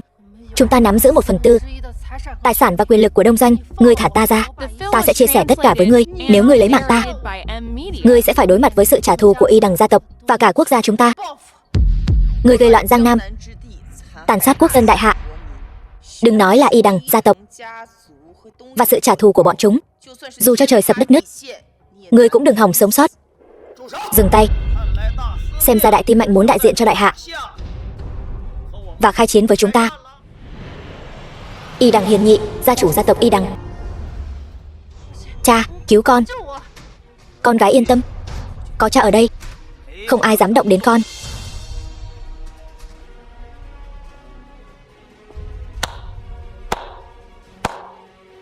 Quả không hổ danh Đại Ti Mạnh. Cho dù ta đem quốc bảo trấn quốc của Đông Doanh, Thiên Tùng Vân Nha giao cho Liễu Sinh kiếm thánh, vẫn không đánh lại ngươi. Luận kiếm thuật, chúng ta bất phân thắng bại. Luận vũ khí, Phượng huyết kiếm cũng không sắc bén hơn Thiên Tùng Vân bao nhiêu. Hắn không phải thua ta, mà là thua ý chí đoàn kết của người đại hạ. Kẻ xâm lược nhất định sẽ bại. Thiên hạ đều nói Liễu Sinh Nhất Lang là cao thủ số 1 Đông Doanh, nhưng thực tế kiếm thuật của ngươi, Y Đằng Hiền Nhị, đã vượt qua hắn. Đại hạ có câu tục ngữ, con nhà quyền quý không ngồi ở hiên nhà. Y Đằng ta chính là bá chủ tương lai của Đông Doanh, sẽ không giống như võ sĩ nhẫn giả các thứ đánh chém lung tung. Tuy nhiên Ta cho ngươi một cơ hội. Thả con gái ta, Hình Thiên Ti ta, phụng thiên hành pháp. Y Đằng Huệ Tử tội ác chồng chất, hôm nay phải để mạng lại. Xem ra người đối với Y Đằng gia tộc ta vẫn chưa hiểu rõ lắm. Tứ đại gia tộc đều có thực lực tông sư. Tông sư của đại hạ ta cộng lại cũng chỉ là một phần nhỏ ở đây. Đã sớm nghe nói người đông doanh mưu đồ thôn tính đại hạ, ngay cả quốc chủ đại hạ cũng chưa chắc có thể triệu tập được nhiều tông sư cao thủ như vậy. Với sức lực này có thể quét ngang đại hạ, không ai có thể cản. Ngươi có thể lấy mạng ta, nhưng tiếp theo ngươi làm sao chịu nổi sự nghiền nát của tứ đại gia tộc đông doanh, sức mạnh toàn quốc của đông doanh? Ngươi đánh lui được không? Đất Giang Nam không chỉ là lãnh thổ của đại hạ, mà còn là khu vực quản lý của trấn Nam Vương. Các ngươi ngang ngược như vậy, cho dù Hình Thiên Ti ta không cản được thì trấn Nam Vương cũng sẽ ra tay. Trấn Nam Vương, các ngươi xem, đây là cái gì? Kim bài miễn tử. Đúng vậy, đây chính là kim bài miễn tử mà trấn Nam Vương ban cho Hắc Sơn xã chúng ta. Giang Nam chi chủ trấn Nam Vương là đồng minh của chúng ta, nếu không Hắc Sơn xã chúng ta làm sao có thể hoành hành ngang dọc ở Giang Nam được? Còn hắn chỉ là một tên thủ lĩnh, không đáng nhắc tới. Nói hắn có thể trấn thủ 12 tỉnh Giang Nam chỉ là nói cho hay mà thôi. Nói đúng lắm, Dương Lâm lão già đó căn bản không đáng nhắc tới. Trấn Nam Vương nắm giữ quyền lực chính thức của 12 tỉnh Giang Nam, hắn lại càng là chú ruột của quốc chủ đại hạ. Hắn mới chính là vị vua bảo vệ toàn bộ Giang Nam. Giặc ngoại xâm không đáng sợ, đáng sợ là nội gián. Huống chi tên nội gián này lại nắm giữ quyền lực tối cao. Các ngươi đều thấy rõ rồi chứ, đây chính là trấn Nam Vương. Tấm kim bài miễn tử ban cho Hắc Sơn xã của ta, cho dù ngươi là Hình Thiên Ti phụng mạnh chấp pháp thì làm được gì ta nào? Diệp Vô Song, ngươi nghe thấy chưa? Nói về thực lực, Hình Thiên Ti các ngươi không bằng chúng ta. Nói về thế lực, Hình Thiên Ti các ngươi hoàn toàn không có quyền xét xử. Tấm kim bài miễn tử trong tay phụ thân ta, ta vô tội, Hắc Sơn xã vô tội. Hình Thiên Ti không có quyền xét xử ta, cũng chẳng có năng lực xét xử ta. Tiểu thư Y Đằng vô tội, Hắc Sơn xã vô tội. Hình Thiên Ti chỉ biết lạm dụng tư hình những người vô tội, ép buộc, bức hại. Chính các ngươi mới là những kẻ có tội. Kẻ đáng bị xét xử cũng chính là các ngươi, kẻ tội lỗi sâu nặng nhờn như ngoài vòng pháp luật. Người chính nghĩa chấp pháp lại thành ra có tội. Đây là đạo lý gì chứ? Sự kết hợp giữa quyền quý và ngoại địch, đại thế đang nghiêng về phía họ. Hình Thiên Ti chúng ta làm sao có thể chống lại Giang Nam chi chủ và sự kết hợp của toàn bộ thực lực đông doanh? Trận này chúng ta chắc chắn thua. Không, tôi tin tỷ tỷ có thể thắng. Thắng sao? Từ lúc các ngươi bước vào đây là đã định sẵn phải thua rồi. Còn tiện nhân kia là tỷ tỷ ngươi, tự tay đưa ngươi đến Cao gia chúng ta đấy. Tỷ tỷ ngươi còn vui vẻ, tưởng ngươi ở nhà chúng ta sống rất hạnh phúc cơ. Còn tỷ tỷ ngu ngốc của ngươi, ngươi nghĩ nó có thể thắng sao? Giờ phụ thân ta đang nắm giữ thế lực mạnh nhất, còn có uy thế của trấn Nam Vương trợ giúp. Trừ phi quốc chủ giá lâm, nếu không các ngươi tuyệt đối không có cơ hội thắng. Ngươi mau thả ta ra, nếu không ta sẽ khiến các ngươi bỏ mạng không có chỗ chôn. Nếu ta kiên quyết không thả thì sao? Dù Hình Thiên Ti ta không thể cản nổi nhiều cao thủ đông doanh như vậy, nhưng cũng không thể ngăn cản tôi xử trảm Y Đằng Huệ Tử ngay tại chỗ. Cô ta là người thừa kế duy nhất của ngươi đấy. Ngươi thật sự chán sống rồi sao? Phụ thân đừng qua đây, người đàn bà này điên rồi. Cô ta muốn đồng quy vu tận với chúng ta. Ta là đại ti mạnh của Hình Thiên Ti, chỉ biết vụng công chấp pháp. Ngoại địch cũng vậy, vương quyền cũng thế, đều không thể khiến ta khuất phục. Ngươi cho dù không sợ cao thủ đông doanh của ta, chẳng lẽ ngươi muốn chống lại vương quyền của trấn Nam Vương sao? Ngươi làm bị thương tay con gái ta chính là xuống tay với người vô tội. Ngươi cứ đợi trấn Nam Vương xét xử ngươi đi. Ngươi không chỉ sẽ lên đường mà còn sẽ lên đường rất thảm. Hình Thiên Ti phụng công chấp pháp, vương quyền cũng không thể ngăn cản tôi. Đừng nói là trấn Nam Vương, cho dù là quốc chủ ở đây, ta cũng sẽ kháng cự đến cùng. Đại ti mạnh thật sự là quyền thế ngập trời. Không phục trấn Nam Vương ta cũng được thôi, vậy mà còn dám khiêu khích uy quyền của quốc chủ. Trấn Nam Vương, thúc thúc của quốc chủ đại hạ. Trấn Nam Vương, đại ti mạnh trước mắt này kháng cự kim bài miễn tử, điều này hoàn toàn không đặt ngài vào mắt. Đâu chỉ là không đặt ta vào mắt, Diệp Vô Song dám ra tay với Ngự Thiên Ti của ta, vốn dĩ là tội phạm thượng phải xử tử. Này các ngươi, cầm kim bài miễn tội. Nàng ta lại dám chống đối, không chỉ mạo phạm vương quyền của ta, mà còn là công khai chống đối với cả đại hạ. Ta vì đại hạ mà phụng công chấp pháp, trừ gian tế, sao lại thành chống đối với đại hạ? Trấn Nam Vương ngươi, thân là công khanh của vương quốc, cầu kết với ngoại địch, đây mới là hành vi mưu phản, chống đối với đại hạ. Ta nhất định phải lấy mạng y đằng Huệ tử, ta nhất định phải trục xuất bọn chúng. Dù quốc chủ đích thân đến, cũng không thể tha tội cho những kẻ này. Dù tan xương nát thịt, Hình Thiên Ti ta cũng nhất định chiến đấu đến cùng. Tan xương nát thịt, chiến đấu đến cùng. Tốt. Đại Ti Mạnh, thật sự là cứng đầu. Có điều, nếu ngươi đã muốn tan xương nát thịt, cũng phải chống đối đến cùng. Vậy ta chỉ đành cho ngươi tọa nguyện. Thánh chỉ của quốc chủ không chỉ tha tội cho tất cả mọi người, mà còn đích thân xử tội ngươi lạm dụng tư hình, khinh nhờn vương quyền, còn cho ta đích thân xét xử ngươi. Diệp Vô Song, ngươi có biết tội? Không thể nào. Quốc chủ đại hạ đối với Hình Thiên Ti chúng ta vẫn luôn ủng hộ, sao có thể hạ chỉ định tội ta? Thánh chỉ này là giả. Ngươi nói nó là giả, vậy thì hãy xem cho kỹ đi.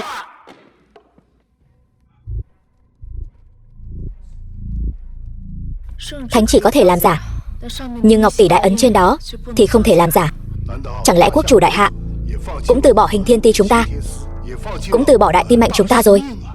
Năm xưa Hình Thiên Ti chỉ là một cơ quan chấp pháp nhỏ bé, chính là quốc chủ trao quyền cho ta chấp pháp và tuyên cáo thiên hạ, đưa Hình Thiên Ti lên đỉnh cao. Cho dù là thiên tử phạm pháp, Hình Thiên Ti chúng ta vẫn có thể chấp pháp. Sao có thể vì một Ngự Thiên Ti nho nhỏ và Hắc Sơn xã mà định tội ta? Đưa đây. Ngươi nói nó là giả thì là giả sao? E là không dễ dàng như vậy đâu. Đừng nói những lời vô ích đó nữa. Bây giờ ngươi hãy nói cho ta biết, thánh chỉ này là thật hay giả? Đại Ti Mạnh ngươi có tội hay không? Thánh chỉ này là thật, nhưng ta vô tội. Thánh chỉ đây, ngươi nói không nhận là không nhận, e rằng không dễ dàng như vậy đâu. Quốc vương đã ban cho ta trọn vẹn tín nhiệm, càng ban cho Hình Thiên Ti quyền lực tối cao. Ngươi tuyệt đối không thể nào định tội ta và Hình Thiên Ti. Ta không biết thánh chỉ này của ngươi từ đâu mà ra, nhưng đây tuyệt đối không phải ý chỉ thật sự của quốc chủ. Ngươi biết luật mà phạm luật, lạm dụng tư hình, bài trừ ngoại quốc, chống đối vương quyền. Ta cũng công nhận ngươi. Dù sao, quốc chủ quả thật đã từng ban cho ngươi quyền hạn vô song của Hình Thiên Ti, để cho các ngươi phụng công chấp pháp, hoành hành ngang ngược. Nhưng giờ đây, thánh chỉ đã đến, các ngươi không chỉ bị đánh rớt xuống trần, mà còn trở thành tội nhân của đại hạ. Ngươi có chối cãi thêm nữa cũng chỉ là vô ích. Người đâu? Bắt hết toàn bộ Hình Thiên Ti lại. Diệp Vô Song ngươi ngoan cố không đổi, đại nghịch bất đạo, công khai chống đối hoàng quyền. Vậy thì trước tiên xử hết toàn bộ thuộc hạ của ngươi, diệt sạch không trừ lại ai. Hình Thiên Ti hôm nay sẽ bị xóa sổ. Thánh chỉ của Trấn Nam Vương đây, đại diện cho thiên uy của đại hạ. Nếu chúng ta thật sự chống lại, vậy chúng ta độ chắc tội danh chống đối vương quyền. Chẳng lẽ lại ngồi chờ mất mạng sao? Ta không sợ mất mạng. Nếu bọn chúng dám động thủ, cùng lắm thì chúng ta liều mạng, xả thân vì nước. Nhưng bây giờ lại bị Trấn Nam Vương xử tử với thân phận tội nhân, không những không thể báo quốc, mà còn bị thiên hạ phỉ nhổ. Ta thật sự không cam lòng. Chúng ta không phải tội nhân, hắn ta mới phải. Thánh chỉ nói ngươi là tội nhân, ngươi chính là tội nhân, có không phải thì cũng phải. Thiên uy hiện diện, các ngươi nhất định sẽ bị nghiền nát thành tro bụi. Đừng tưởng chỉ có ngươi có thánh chỉ, ta cũng có. Không thể nào, sao ngươi lại có thánh chỉ? Phụng Thiên Thừa Vận, quốc chủ chiếu viết, trẫm đặc mệnh Diệp Vô Song làm Đại Ti Mạnh Hình Thiên Ti, phụng thiên chấp pháp, trừ gian diệt bạo trong lãnh thổ đại hạ. Bất kể là ai, hễ kẻ nào phạm luật, đều có thể thẩm phán xử quyết. Thiên tử phạm pháp, cũng như thứ dân cùng tội. Đây là thứ quốc chủ ban cho ta, quyền uy tuyệt đối. Dù hắn có vi phạm luật lệnh đại hạ, ta cũng cứ thế chấp pháp tài quyết. Ngươi chỉ là một Trấn Nam Vương thì đã sao? Cùng là thánh chỉ, cớ gì của ngươi lại đè lên thánh chỉ của Trấn Nam Vương. Thánh chỉ của ngươi là do quốc chủ ban cho mấy năm trước, còn của Trấn Nam Vương là mới ban. Quốc chủ vốn tín nhiệm ngươi, giờ một cước đá ngươi đi, chẳng phải rất bình thường sao? Một lũ ngu xuẩn. Quốc chủ kim khẩu ngọc ngôn, thánh chỉ vừa ban há có thể dễ dàng thay đổi. Huống hồ hiệu lực của thánh chỉ không liên quan đến thời gian, mà liên quan đến quy cách và đẳng cấp. Chẳng lẽ thánh chỉ của ngươi còn cao hơn giai cấp của Trấn Nam Vương sao? Tất cả im miệng cho ta. Thánh chỉ của nữ nhân này quả thực cao cấp hơn thánh chỉ của ta, hơn nữa còn là quy cách cao nhất. Ngươi thừa nhận là tốt, nhìn cho kỹ, đây không phải là dùng bút mực thông thường, đây là do quốc chủ dùng máu viết thành, chính là huyết thư thánh chỉ cấp cao nhất. Huyết thư thánh chỉ không chỉ là thánh chỉ, mà còn là huyết hệ của quốc chủ đại hạ.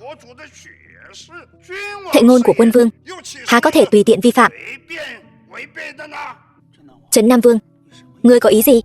Thánh chỉ của ngươi không bằng nàng, ngươi muốn tha cho nàng một mạng sao? Ai nói ta muốn tha cho nàng một mạng? Bất kể Diệp Vô Song có dãy dụa thế nào, hôm nay nàng và Hình Thiên Ti đều chắc chắn diệt vong. Trấn Nam Vương, đại ti mạnh đã xuất ra huyết thư thánh chỉ, chứng minh nàng có quyền chấp pháp cao nhất đại hạ. Ngay cả quốc chủ nàng cũng có thể thẩm phán. Này người lật lọng thế này, chẳng lẽ muốn chống lại hoàng quyền, tạo phản sao? Kẻ này câu kết ngoại địch, dã tâm thể hiện rõ ràng, chắc chắn là muốn tạo phản. Có điều dù hắn có diệt chúng ta, hắn cũng không đấu lại. Quốc chủ đâu? Trấn Nam Vương, giờ ngươi đã không còn đường lui. Không biết ngươi lấy đâu ra cái khí thế ngông cuồng này, cho dù ngươi và đông doanh bọn chúng hợp sức cũng không thể chống lại quốc chủ đại hạ. Mau buông tay chịu trói còn kịp, không còn đường lui. Diệp Vô Song, ngươi thậm chí còn không biết chân chính át chủ bài của ta. Dù ngươi có nhiều át chủ bài cũng không thể chống lại quốc chủ. Ta không rảnh nói nhảm với ngươi, nếu ngươi còn không buông tay chịu trói, ta sẽ đích thân ra tay, bắt tên đại nghịch bất đạo bán nước này. Bắt ta? Ngươi bắt ta không được đâu. Ngươi có từng nghĩ tới thánh chỉ này từ đâu ra? Không cần giấu giếm, vì ta biết quốc chủ đại hạ đối với Diệp Vô Song ta tuyệt đối tín nhiệm. Thánh chỉ của ngươi hoặc là giả mạo, hoặc là đã qua mặt được quốc chủ, ngoài ra không còn khả năng nào khác. Vậy có khả năng nào thánh chỉ này là do quốc chủ đích thân ký hay không? Quốc chủ tuyệt đối không thể nào ban ra một thánh chỉ hoang đường như vậy, trừ phi người khống chế quốc chủ. Nhưng điều đó có khả thi không? Không cần phải nói đến việc đại hạ chúng ta có Triệu Thiết Kỵ quét ngang thiên hạ, cho dù 10 tên như bọn chúng và 10 tên Trấn Nam Vương cũng không thể chiến thắng Thiết Kỵ đại hạ. Hơn nữa quốc chủ còn có tứ đại chiến thần bảo vệ bên cạnh, ngay cả ta cũng rất khó tiếp cận quốc chủ. Vậy sao?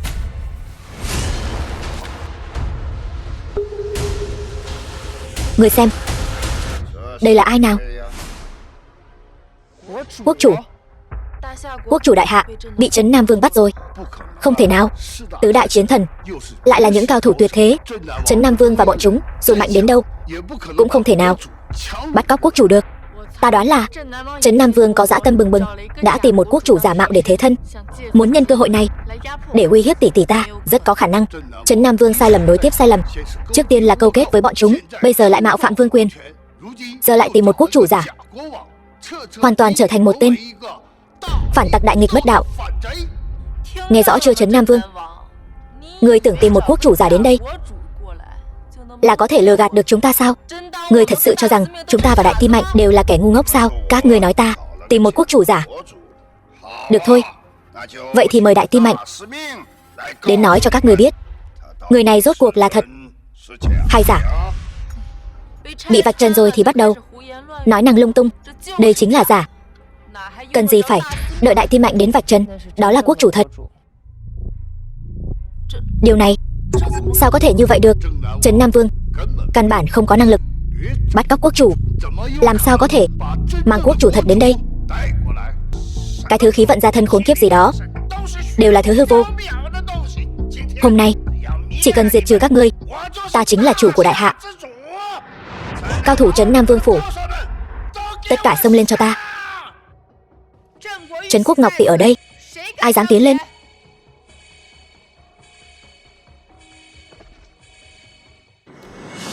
Thật vô lý, ta đường đường Trấn Nam Vương lại bị một miếng ngọc nát áp chế sao? Trấn Quốc Ngọc Tỷ là thần khí đệ nhất đại hạ, là khí cụ của quyền lực.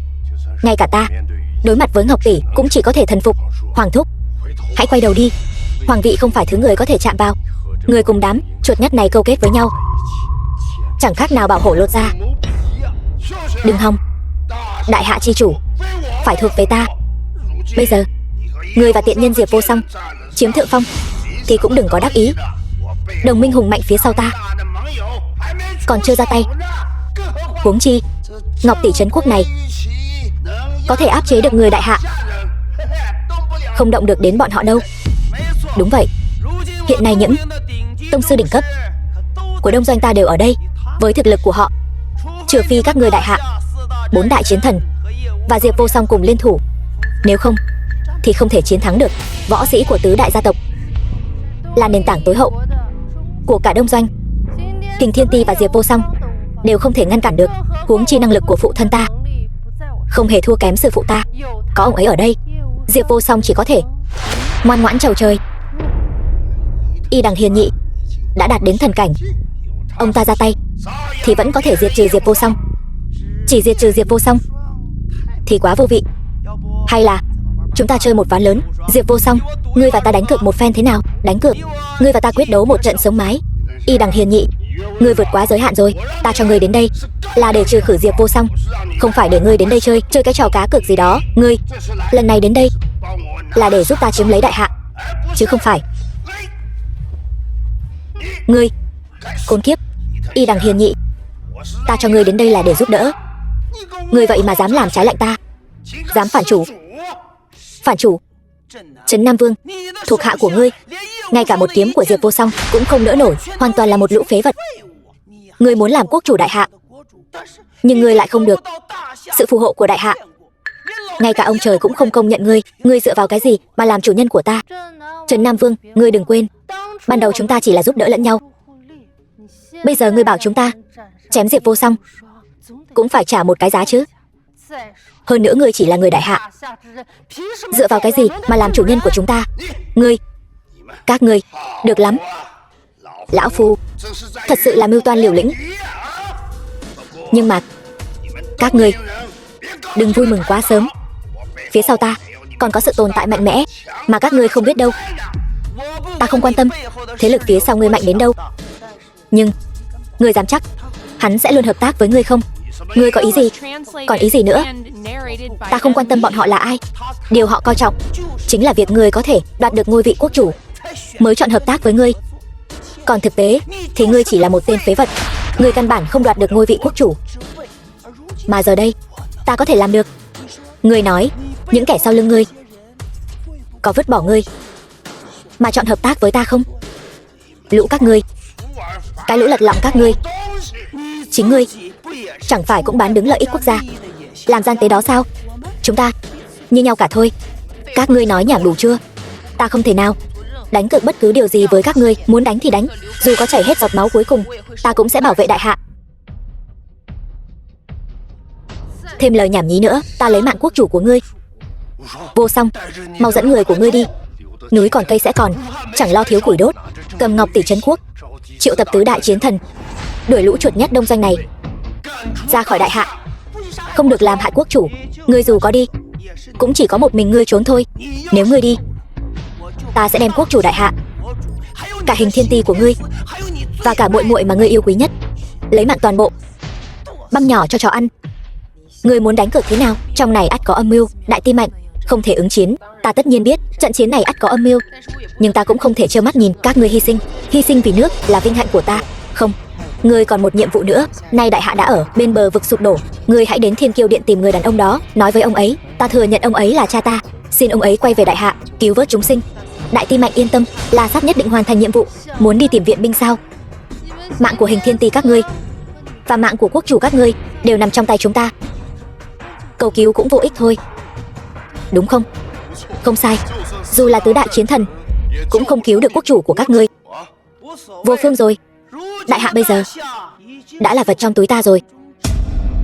Nếu ta thắng trận này thì dù cứu binh mạnh đến đâu cũng vô ích. Phụ thân, người thật sự thả cô ta đi sao?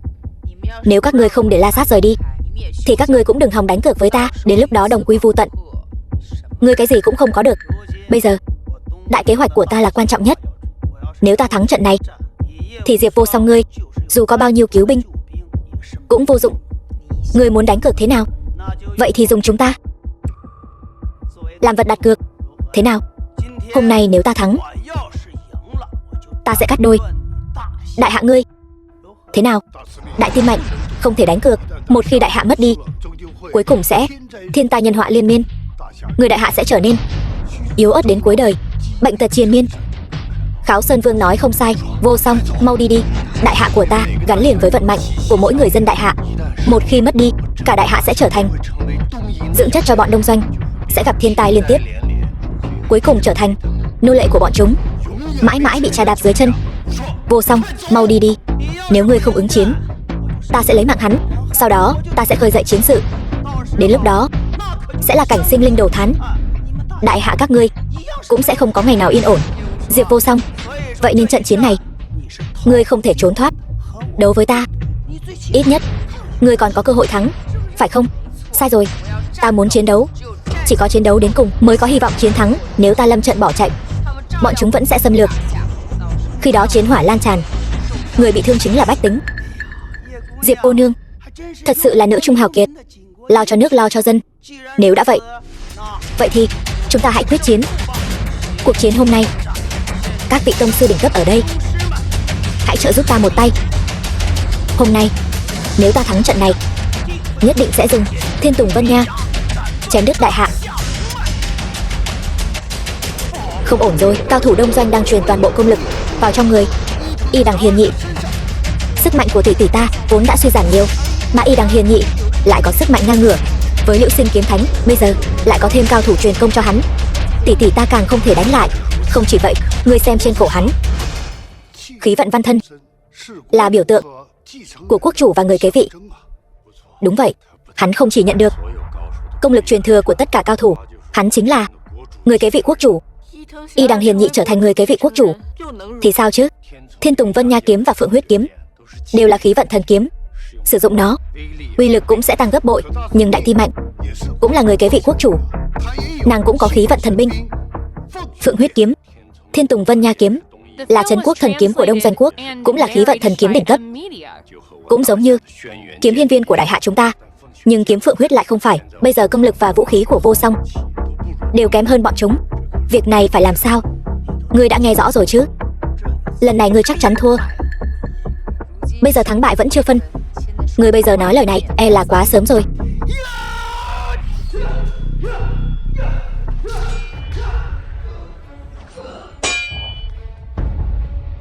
Không ổn rồi, kiếm Phượng Huyết căn bản không phải đối thủ của Thiên Tùng Vân Nha. Sư tôn ta là cao thủ đệ nhất Đông Doanh, lại không có cách nào phát huy uy lực của Thiên Tùng Vân Nha. Còn phụ thân ta thì khí vận hộ thân, ông ấy mới có thể đem uy lực của bảo kiếm trấn quốc phát huy đến mức tột cùng. Nay thiên thời địa lợi nhân hòa, cho đến binh khí đều là ưu thế thuộc về ta. Diệp Vô Song ngươi căn bản không có nửa phần thắng. Thôi được rồi, Diệp Vô Song, nếu ta là ngươi, bây giờ sẽ lập tức quỳ xuống đầu hàng, ít nhất còn giữ được mạng. Đại hạ sắp tiêu rồi, còn đánh đấm làm cái gì nữa? Súc sinh nhà ngươi, thấy bọn giặc Đông Doanh chúng ức hiếp đại hạ chúng ta, chẳng lẽ không có chút áy náy nào sao? Nghịch tử, ngươi im miệng cho ta. Đừng quên, ngươi là người đại hạ. Ai lại lên một con thuyền sắp chìm chứ? Đại hạ sắp tiêu đời rồi, nhưng mà kẻ tiêu đời trước nhất định là Diệp Vô Song, còn tiện nhân đó. Đúng vậy, chỉ cần đánh bại Diệp Vô Song, người đại hạ sẽ biến thành người thường. Lúc này còn làm người đại hạ, chi bằng làm cầu cho chúng ta. Kiếm Phượng Huyết của ngươi sắp vỡ rồi, lần này nó sẽ không được lành lại nữa, bởi vì ngươi không đấu lại ta đâu. Cứ tiếp tục đấu thế này, ngươi và kiếm Phượng Huyết của ngươi đều sẽ tan xương nát thịt. Ta đã nói rồi, ta muốn vì đại hạ chảy hết giọt máu cuối cùng.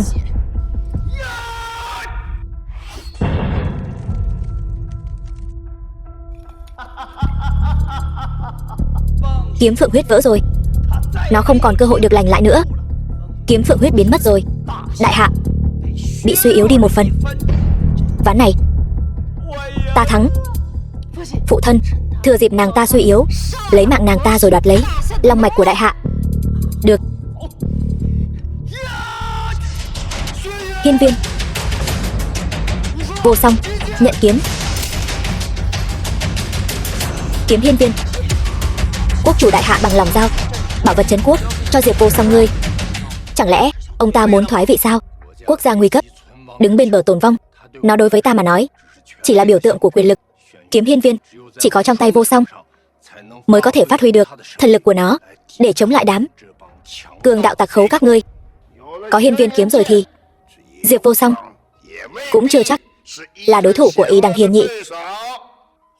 Hoàng thúc, nếu đại hạ chúng ta chiến bại thì đối với thúc chẳng có chút lợi lộc gì. Bọn chúng lòng lang dạ sói sẽ chỉ diệt trừ chúng ta. Thúc hà tất phải nói những lời châm chọc này, nâng chí khí người khác, diệt uy phong của mình. Trấn Nam Vương cũng chỉ là ghen tị mà thôi. Thiên Tùng Vân Nha kiếm là phối kiếm của quốc vương Đông Doanh. Hiên viên kiếm là phối kiếm của quốc chủ đại hạ ta. Quốc chủ thà đem hiên viên kiếm giao cho Đại Ti Mạnh cũng không muốn giao cho ngươi. Đại hạ ta ngàn năm long mạch trải dài, hiên viên kiếm ẩn chứa ngàn năm long mạch chi lực của đại hạ, so với Thiên Tùng Vân Nha phải hơn một bậc mới đúng. Hiên viên kiếm quả thực là hơn một bậc, nhưng đáng tiếc cháu trai ta quá phế vật, khiến thần kiếm bị phủ bụi.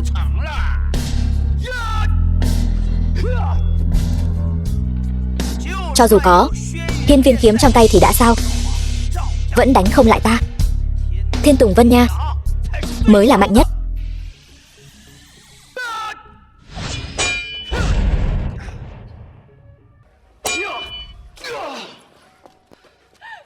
Tỷ tỷ, đừng chần chừ nữa, tỷ không thể thua. Mau lấy mạng muội đi để giải phong ấn cho hiên viên kiếm, nhanh lên. Không, ta biết ngay mà.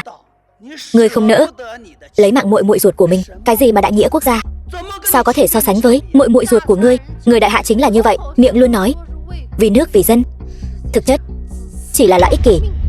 Huệ Tử tiểu thư, cô đừng kích động nàng ta nữa. Nếu nàng ta nổi máu liều lĩnh thật sự cho muội muội mình một kiếm giải phong ấn thì phiền phức rồi. Nàng ta liều mạng cũng muốn cứu con tiện nhân Diệp Hiểu Tuyết này. Sao nàng ta có thể tự tay lấy mạng muội muội mình? Điều này còn tàn nhẫn hơn lấy mạng chính mình. Cho dù nàng ta thật sự ra tay thì đã sao? Chỉ là một thanh kiếm gì mà thôi, giải phong ấn rồi cũng không đánh lại Thiên Tùng Vân Nha. Cái gì mà thiên hạ đệ nhất kiếm, chỉ là bọn chúng khoác lác thôi. Đúng vậy, đại hạ bọn ngươi cứ thích khoác lác. Cái gì mà văn minh đại hạ, lửa cháy rực rỡ, ngàn năm vô song, kỳ thực chính là lũ người các ngươi tự mình thổi phồng. Còn về thanh hiên viên kiếm của ngươi, kỳ thực chỉ là một thanh đồng nát sắt vụn. Tỷ mau ra tay đi. Tỷ không thể. Muội biết tỷ thà mất mạng cũng không muốn làm muội bị thương, nhưng giờ đại hạ đã đến thời khắc cuối cùng. Muội không chỉ là muội muội của tỷ, muội cũng là người đại hạ. Quốc gia hưng vong, không chỉ có bậc trượng phu mới có trách nhiệm, một tiểu nữ tử như muội cũng có trách nhiệm tương tự. Nếu tỷ không chịu ra tay, vậy muội tự mình ra tay.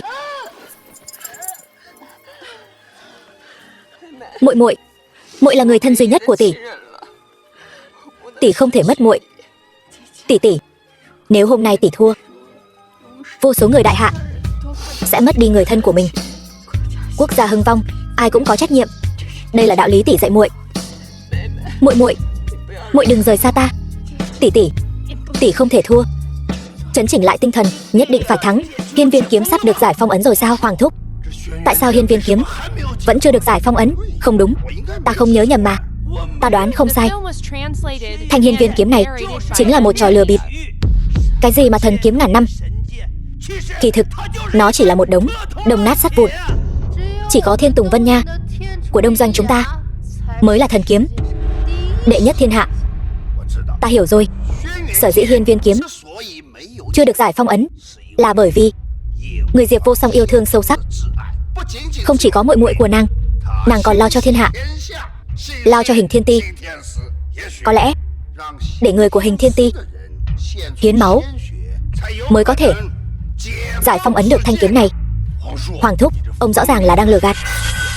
Ngay từ đầu ông đã muốn dùng lời nói dối để Vô Song lấy mạng muội muội của nàng, rồi nhân cơ hội diệt trừ toàn bộ Hình Thiên Ti để loại bỏ hết thảy chướng ngại vật của ông.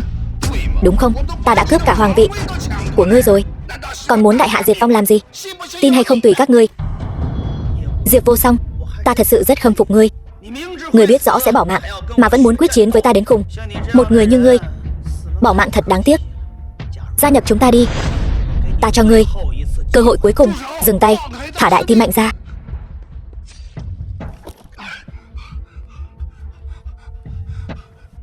Đại Tim Mạnh, Dương Lâm bất tài, không thể giúp ngươi lấy mạng địch.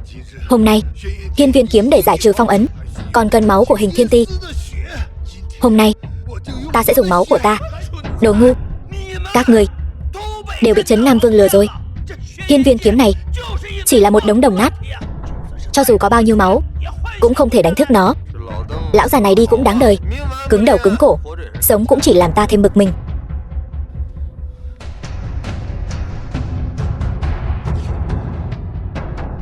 Đại Tim Mạnh, xin lỗi, ta đã nuôi dạy ra đứa con bất hiếu này, khiến tiểu thư Hiểu Tuyết phải chịu bao nhiêu đau khổ, lại còn nuôi dạy ra một tên bán nước.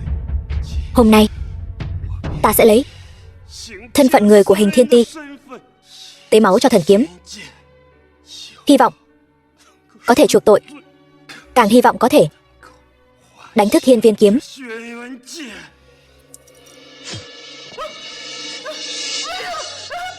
Cha nó ơi!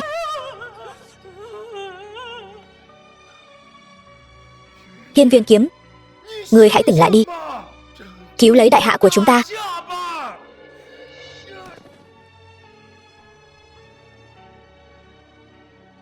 Đại hạ không thể diệt vong nếu thần kiếm có linh. Xin hãy giúp Đại Tim Mạnh một tay. Không, một lũ ngu xuẩn, cho dù tất cả các ngươi đều dâng mạng thì Hiên Viên kiếm cũng sẽ không thức tỉnh đâu. Tại sao lại như vậy?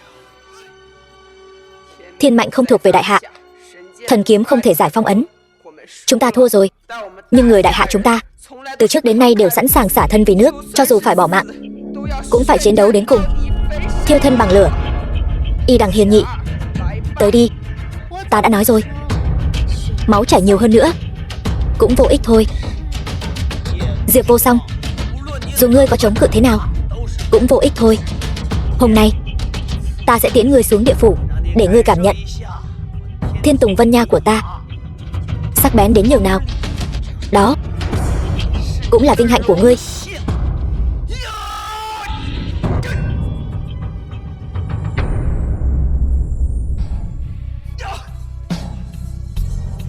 Hiên Viên kiếm vậy mà thật sự được giải phong ấn rồi. Không thể nào. Thanh kiếm này có máu của người thân yêu nhất của ta, lại có thêm máu của những người chính nghĩa. Máu của người đại hạ không ngừng chảy, ý chí không ngừng kiên cường. Giờ mà không giải phong ấn thì còn đợi đến bao giờ? Cho dù Hiên Viên kiếm được giải phong ấn thì đã sao? Sức mạnh của cha ta vượt xa ngươi. Cha, mau lấy mạng cô ta đi, đoạt lấy long mạch, đoạt lấy đại hạ, để đông doanh chúng ta vạn sự hưng thịnh.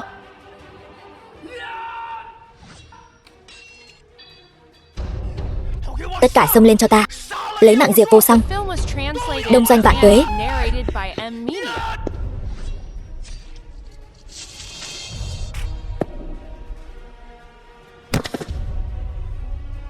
Y Đằng Hiền Nhị đã bị diệt trừ, cao thủ đông doanh toàn bộ bị tiêu diệt. Các ngươi thua rồi. Cha, đại hạ quả thực bách chiến bách thắng. Phụ thân, không phải đại hạ bất khả xâm phạm, mà là kẻ xâm lược tất sẽ diệt vong. Chính là kết cục của kẻ xâm lược. Để giải phong ấn Hiên Viên kiếm, Hiểu Tuyết và Hình Thiên Ti xả thân dâng máu. Bây giờ chính là lúc nợ máu trả bằng máu. Ngươi không thể lấy mạng ta. Phụ thân ngươi đã bỏ mạng, Thiên Tùng Vân Nha cũng đã gãy, cao thủ của tứ đại gia tộc đều bị ta một kiếm diệt trừ. Các ngươi sớm đã không còn át chủ bài. Cho dù chúng ta thua, hiện tại quốc chủ đại hạ là Trấn Nam Vương. Trấn Nam Vương căn bản không có tư cách làm quốc chủ, hắn vốn là kẻ bán nước, càng không được đại hạ công nhận. Thế nhưng cháu trai tốt của ta đã truyền ngôi vị của hắn cho ta rồi. Nếu không phải ta giúp ngươi giải phong ấn Hiên Viên kiếm thì ngươi bây giờ đã là một cái xác rồi. Cả đại hạ đều sẽ loạn lạc. Đây cũng là giao dịch giữa ta và hắn mà. Trấn Nam Vương, vừa rồi chỉ là quyền nghi chi kế. Kẻ tiểu nhân thông đồng với địch, bán nước như ngươi không có tư cách kế thừa hoàng vị. Đường đường là nhất quốc chi chủ, lại nuốt lời Nhưng ta không quan tâm. Ngươi có biết bây giờ các ngươi đang ở đâu không? Giang Nam, địa bàn của ta đấy. Ngoài ra, tứ đại gia tộc Đông Doanh chúng ta tuyên bố sẽ toàn lực phó tá Trấn Nam Vương. Phụ thân ngươi vừa rồi còn bảo ta là phế vật. Sao bây giờ ngươi lại muốn đầu hàng ta? Diệp Vô Song đã lấy mạng sư phụ và phụ thân của ta, bây giờ chỉ có ngài mới có thể báo thù cho ta. Hơn nữa, cao thủ của tứ đại gia tộc Đông Doanh đều đã tổn thất hầu như toàn bộ. Chúng ta cần sự che chở của ngài. Nhưng ta dựa vào đâu mà che chở cho ngươi? Tứ đại gia tộc thống trị toàn bộ Đông Doanh. Cho dù cao thủ ở đây bị tiêu diệt, chúng ta vẫn có thể bảo vệ Trấn Nam Vương, giữ vững ngôi vị quốc chủ. Không sai, có Trấn Nam Vương và tứ đại gia tộc liên thủ, ai có thể cản? Không sai, thế lực sau lưng ta rất mạnh. Nhưng mà có các ngươi nguyện ý đầu hàng ta, ta dĩ nhiên là sẽ không chối từ. Diệp Vô Song, bây giờ Đông Doanh đều ở dưới sự che chở của ta. Ngươi lui xuống, đợi lát nữa ngươi giao hiên viên kiếm ra. Thanh kiếm này là của quốc chủ. Ngươi sao có thể tùy tiện sử dụng? Ngại quá, ta không công nhận ngươi làm quốc chủ. Hiện giờ toàn bộ đại hạ chỉ có Vô Song mới có tư cách kế thừa hoàng vị. Huống chi các ngươi đã không còn bất kỳ con bài nào nữa. Với thực lực của các ngươi, căn bản không phải đối thủ của Vô Song. Bốn đại gia tộc Đông Doanh chúng ta dốc hết toàn lực, cho dù không thể diệt trừ các ngươi, nhưng ít nhất sẽ khiến các ngươi trọng thương, thương tích đầy mình. Lũ man di, sao biết sự cường thịnh và sức mạnh đại hạ ta? Kẻ xâm lược nếu dám đến xâm phạm, nhất định khiến cho các ngươi có đi không về. Không sai, nếu không phải ngươi dùng quỷ kế bắt ta lại, chỉ bằng các ngươi, đám người Đông Doanh cũng dám vọng tưởng trà đạp ta. Tứ đại chiến thần đâu?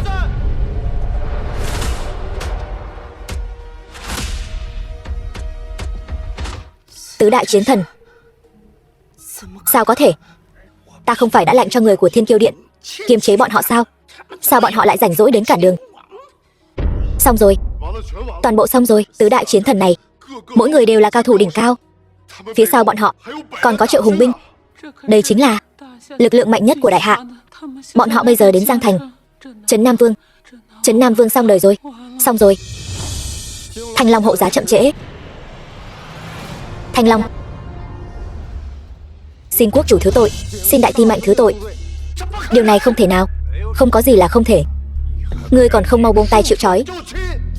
Trấn Nam Vương, cao thủ thần bí sau lưng ngươi đã rút lui trước, cho nên chúng ta mới có thể rảnh tay giải cứu quốc chủ. Khốn kiếp, Thiên Kiêu Điện dám chơi ta. Rốt cuộc chuyện này là sao? Nhưng các ngươi vẫn đến muộn. Nếu các ngươi đến sớm một khắc, muội muội ta và huynh đệ Hình Thiên Ti đã không hy sinh. Bọn cẩu tặc này hại đồng bào ta, xâm phạm lãnh thổ ta. Lần này ta nhất định sẽ tự mình dẫn Triệu Hùng binh tiêu diệt bọn chúng hoàn toàn. Máu trả bằng máu. Trấn Nam Vương, chúng ta là đồng minh. Bây giờ tứ đại chiến thần và Triệu Hùng binh đều đến rồi. Muốn diệt ta, ngươi phải ra tay đi. Trấn Nam Vương, ngươi mưu phản phạm thượng, tội đáng xử tử. Hắn bây giờ ngay cả bản thân cũng khó bảo toàn, sao có thể cứu được ngươi? Không sai, chúng ta đến đây, nhiệm vụ đầu tiên chính là thanh toán cuộc nổi loạn của Trấn Nam Vương phủ. Muốn thanh toán ta không dễ dàng như vậy đâu. 4 vị chiến thần các ngươi bây giờ quỳ xuống thần phục ta vẫn còn kịp. Trấn Nam Vương, ngươi bây giờ đã là cá trên thớt, vậy mà còn dám bắt chúng ta thần phục. Ta chỉ cần tùy tiện gọi vài cao thủ là có thể kiềm chế các ngươi ở bên ngoài, càng có thể ở trong hoàng cung đem hắn đưa ra ngoài. Ngươi nói ta dựa vào cái gì? Cao thủ Trấn Nam Vương phủ không có thực lực này. Kẻ đứng sau lưng ngươi quả thực tay mắt thông thiên. Không tệ, người đứng sau ta là truyền thuyết trong truyền thuyết, Thiên Kiêu Điện. Trấn Nam Vương, ngươi lại dám cấu kết với Thiên Kiêu Điện sao? Đúng vậy, Thiên Kiêu Điện vô địch thiên hạ. Người sáng lập Diệp Thiên Kiêu không chỉ là người đứng đầu đại hạ trước đây, còn từng là người tranh giành ngôi vị quốc chủ với ngươi. Năm đó, quốc chủ là con trai của Tiên quốc chủ, trời sinh có khí vận Long Văn hộ thể. Còn Diệp Thiên Kiêu là chiến thần số 1 đại hạ.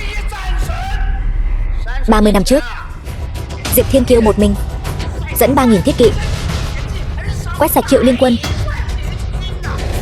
mở ra vạn thế thái bình cho đại hạ. Khí vận hộ thể, đồng thời cũng hình thành khí vận Phượng Văn, giống như nàng vậy. Thế nhưng đại ca ta, Tiên quốc chủ đại hạ, đang định truyền ngôi quốc chủ cho Diệp Thiên Kiêu thì gia đình Diệp Thiên Kiêu bị kẻ thù hãm hại, toàn bộ bỏ mạng. Chỉ có một đứa con gái đã mất tích. Diệp Thiên Kiêu từ bỏ ngôi vị quốc chủ để đi tìm con gái, nản chí ngã lòng nên đã rời khỏi đại hạ. Sau đó sáng lập Thiên Kiêu Điện, trở thành thế lực số 1 toàn cầu. Diệp Thiên Kiêu quả thật là người đứng đầu đại hạ. Võ công cái thế, đã đạt đến cảnh giới khắc chế thần, nhưng hắn quá kiêu ngạo, khát máu thành tính, mới gây ra đại họa như vậy. Sao ta nghe người của Thiên Kiêu Điện nói là ngươi vì muốn đoạt quyền, cấu kết ngoại địch, hãm hại Diệp Thiên Kiêu, sát hại cả nhà hắn, sau đó lại đổ tội cho kẻ thù.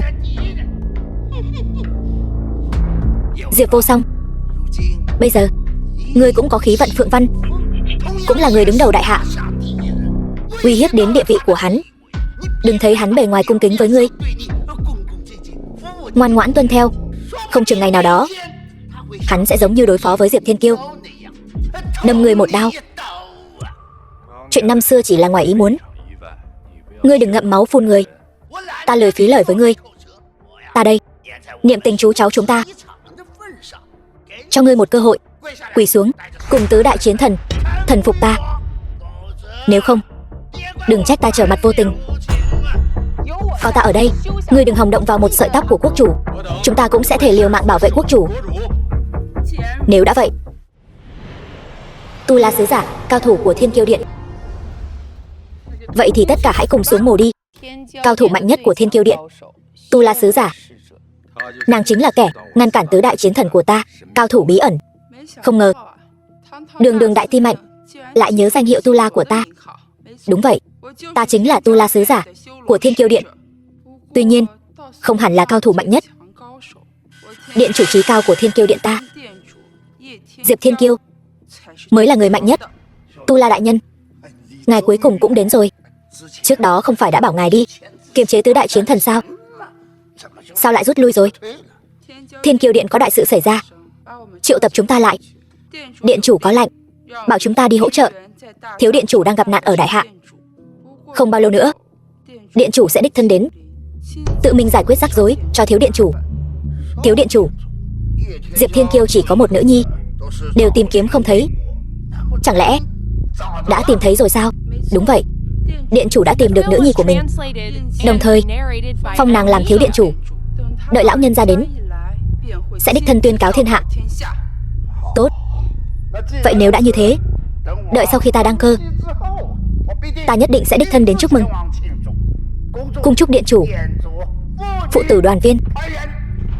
Thực tế Diệp Thiên Kiêu đã tìm được nữ nhi của mình từ lâu, chỉ là nữ nhi của ông oán hận ông năm đó chỉ lo tranh đoạt ngôi vị quốc chủ mà bỏ bê gia đình, mới dẫn đến mẫu thân bị hại. Bao nhiêu năm nay, nữ nhi của ông ta chưa từng tha thứ cho ông, nay nhận ông làm phụ thân cũng chỉ là vì cứu đại hạ mà thôi. Nói bậy, nói như ngươi là nữ nhi của điện chủ vậy. Tu La đại nhân, chúng ta đừng nói nhảm với bọn họ nữa. Ngươi đã đến rồi, toàn lực ủng hộ ta giành lấy ngôi vị quốc chủ.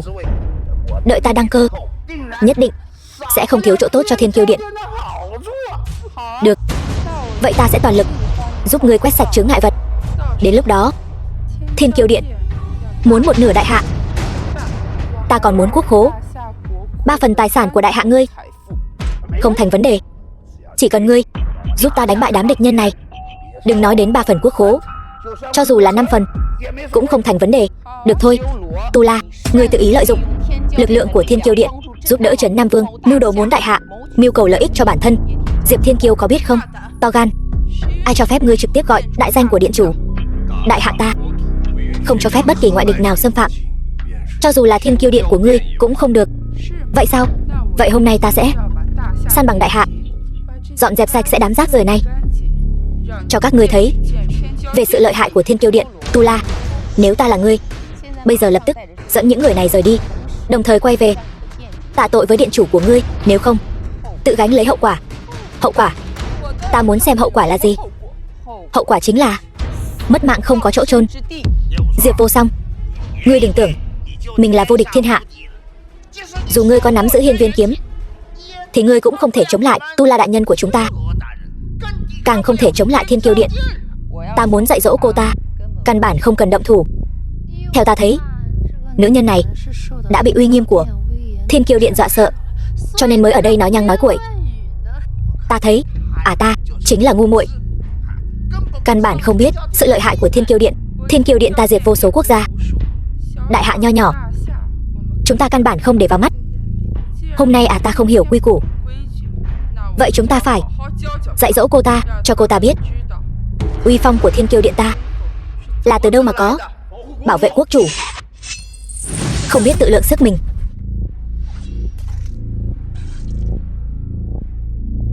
Tiện nhân, người dám động thủ với ta, động thủ với ta chính là tuyên chiến với Thiên Kiêu Điện chúng ta. Bây giờ quỳ xuống nhận lỗi, ta còn có thể cho ngươi một con đường sống, nếu không ta sẽ huyết tẩy toàn bộ đại hạ. Ngay cả ta mà ngươi còn không đánh lại thì đừng ở đây sủa bậy nữa. Ngươi thắng ta thì đã sao, đến trước mặt điện chủ ngươi chẳng là gì cả. Diệp Vô Song, ta khuyên ngươi nên nhanh chóng đầu hàng. Đợi Diệp Thiên Kiêu đến thì dù có thiên binh thiên tướng từ trên trời đáp xuống cũng sẽ không ai cứu được ngươi đâu. Vậy thì cứ để hắn ta đến, đúng lúc ta đang muốn được thấy thiên uy của hắn ta. Thật là không biết điều. Điện chủ đã đến Giang Thành, hôm nay đám người các ngươi không một ai chạy thoát. Diệp Thiên Kiêu cũng đã đến Giang Thành. Hắn đến làm gì? Điện chủ đến để hỗ trợ con gái mình. Giang Thành nhỏ bé này, vậy mà có kẻ không biết điều dám cả gan xúc phạm thiếu điện chủ. Điện chủ nổi giận, có thể khiến cả đại hạ phải tắm trong gió tanh mưa máu. Bây giờ quỳ xuống vẫn còn kịp đấy.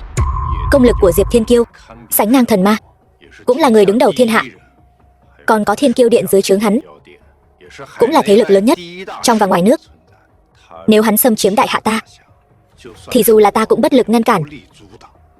Yên tâm, năm xưa điện chủ và ngươi tranh giành ngôi vị quốc chủ, cuối cùng ngậm ngùi rời đi. Hôm nay đến đây nhất định sẽ tính nợ cũ năm xưa cho rõ ràng. Các ngươi không một ai chạy thoát. Quốc chủ yên tâm, Diệp Thiên Kiêu không có hứng thú với ngôi vị quốc chủ. Tiện nhân, 3 lần 7 lượt xúc phạm điện chủ. Thật sự nghĩ Tu La ta không trị được các ngươi sao? Còn không mau quỳ xuống. Kẻ nên quỳ xuống chính là các ngươi, bởi vì thiếu điện chủ mà các ngươi vẫn luôn mồm gọi chính là ta. Diệp Vô Song, ngươi điên rồi sao? Cô ta chỉ biết mình là đại tim mạnh, lại không biết Diệp Thiên Kiêu có thể nắm giữ sinh tử của người trong thiên hạ.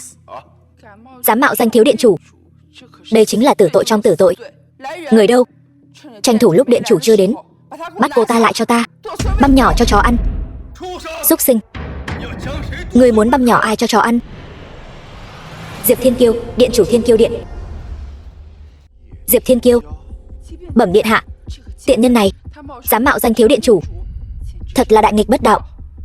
Vì vậy thuộc hạ muốn băm nhỏ cô ta cho chó ăn, nghiêm trị không tha. Nữ nhân này coi thường Thiên Kiêu Điện, dù có băm nhỏ cho chó ăn cũng không đủ hả giận. Thuộc hạ có một đề nghị, đem cô ta lăng trì xử tử, để cho toàn thiên hạ đều biết đắc tội với Thiên Kiêu Điện, dù là đại tim mạnh cũng sẽ bỏ mạng không toàn thây.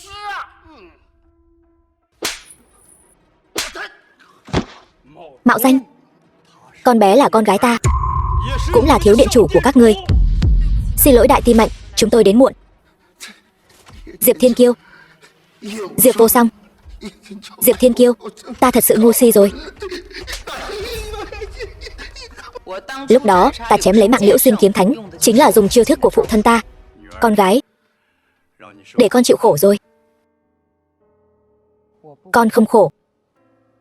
Muội muội con và Hình Thiên Ti đã vì đại hạ mà đổ giọt máu cuối cùng. Chút thương tích này của con đáng là gì? Con yên tâm, có cha ở đây, hôm nay sẽ khiến lũ súc sinh này phải đền tội. Đồ nghịch xúc nhà ngươi lại dám cấu kết với Trấn Nam Vương, âm mưu xoán ngôi quốc chủ, quấy nhiễu cuộc sống yên bình của bá tánh đại hạ, luận tội đáng chảm.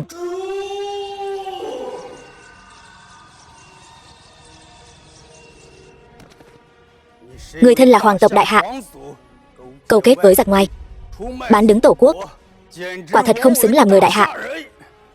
Luận tội, đáng bị lột ra nhồi cỏ, treo lên đầu thành, để cho tất cả người đại hạ thấy rõ kết cục của kẻ bán nước. Điện chủ tha mạng. Đám giặc đông doanh xâm phạm đại hạ ta, lòng lang dạ sói, đáng chém ngàn lần. Còn có lũ các ngươi bán nước cho địch, càng đáng ghét đến cùng cực. Lấy mạng các ngươi thôi thì thật quá hời. Người đâu? Đem tay chân của chúng chặt hết cho ta, nối chân chó vào, để kiếp sau chúng làm chó luôn, để chúng sống không được, muốn lên đường cũng không xong. Ta phải liều mạng với ngươi. Con gái, từ hôm nay con chính là Thiên Kiêu Điện chủ. Đại hạ cần được bảo vệ, ta cũng nên quay về rồi. Hôm nay ta là Thiên Kiêu Điện chủ, kẻ nào dám xâm phạm thiên uy đại hạ, dù xa cũng bị trừng trị. Máu của những bậc tiền bối và những anh linh đã bảo vệ đại hạ sẽ không uổng phí. Diệp Vô Song ta cùng chung chí hướng với họ, nhân dân đại hạ cùng chung chí hướng với họ. Bái kiến điện chủ. Kẻ nào dám xâm phạm thiên uy đại hạ, dù xa cũng bị trừng trị.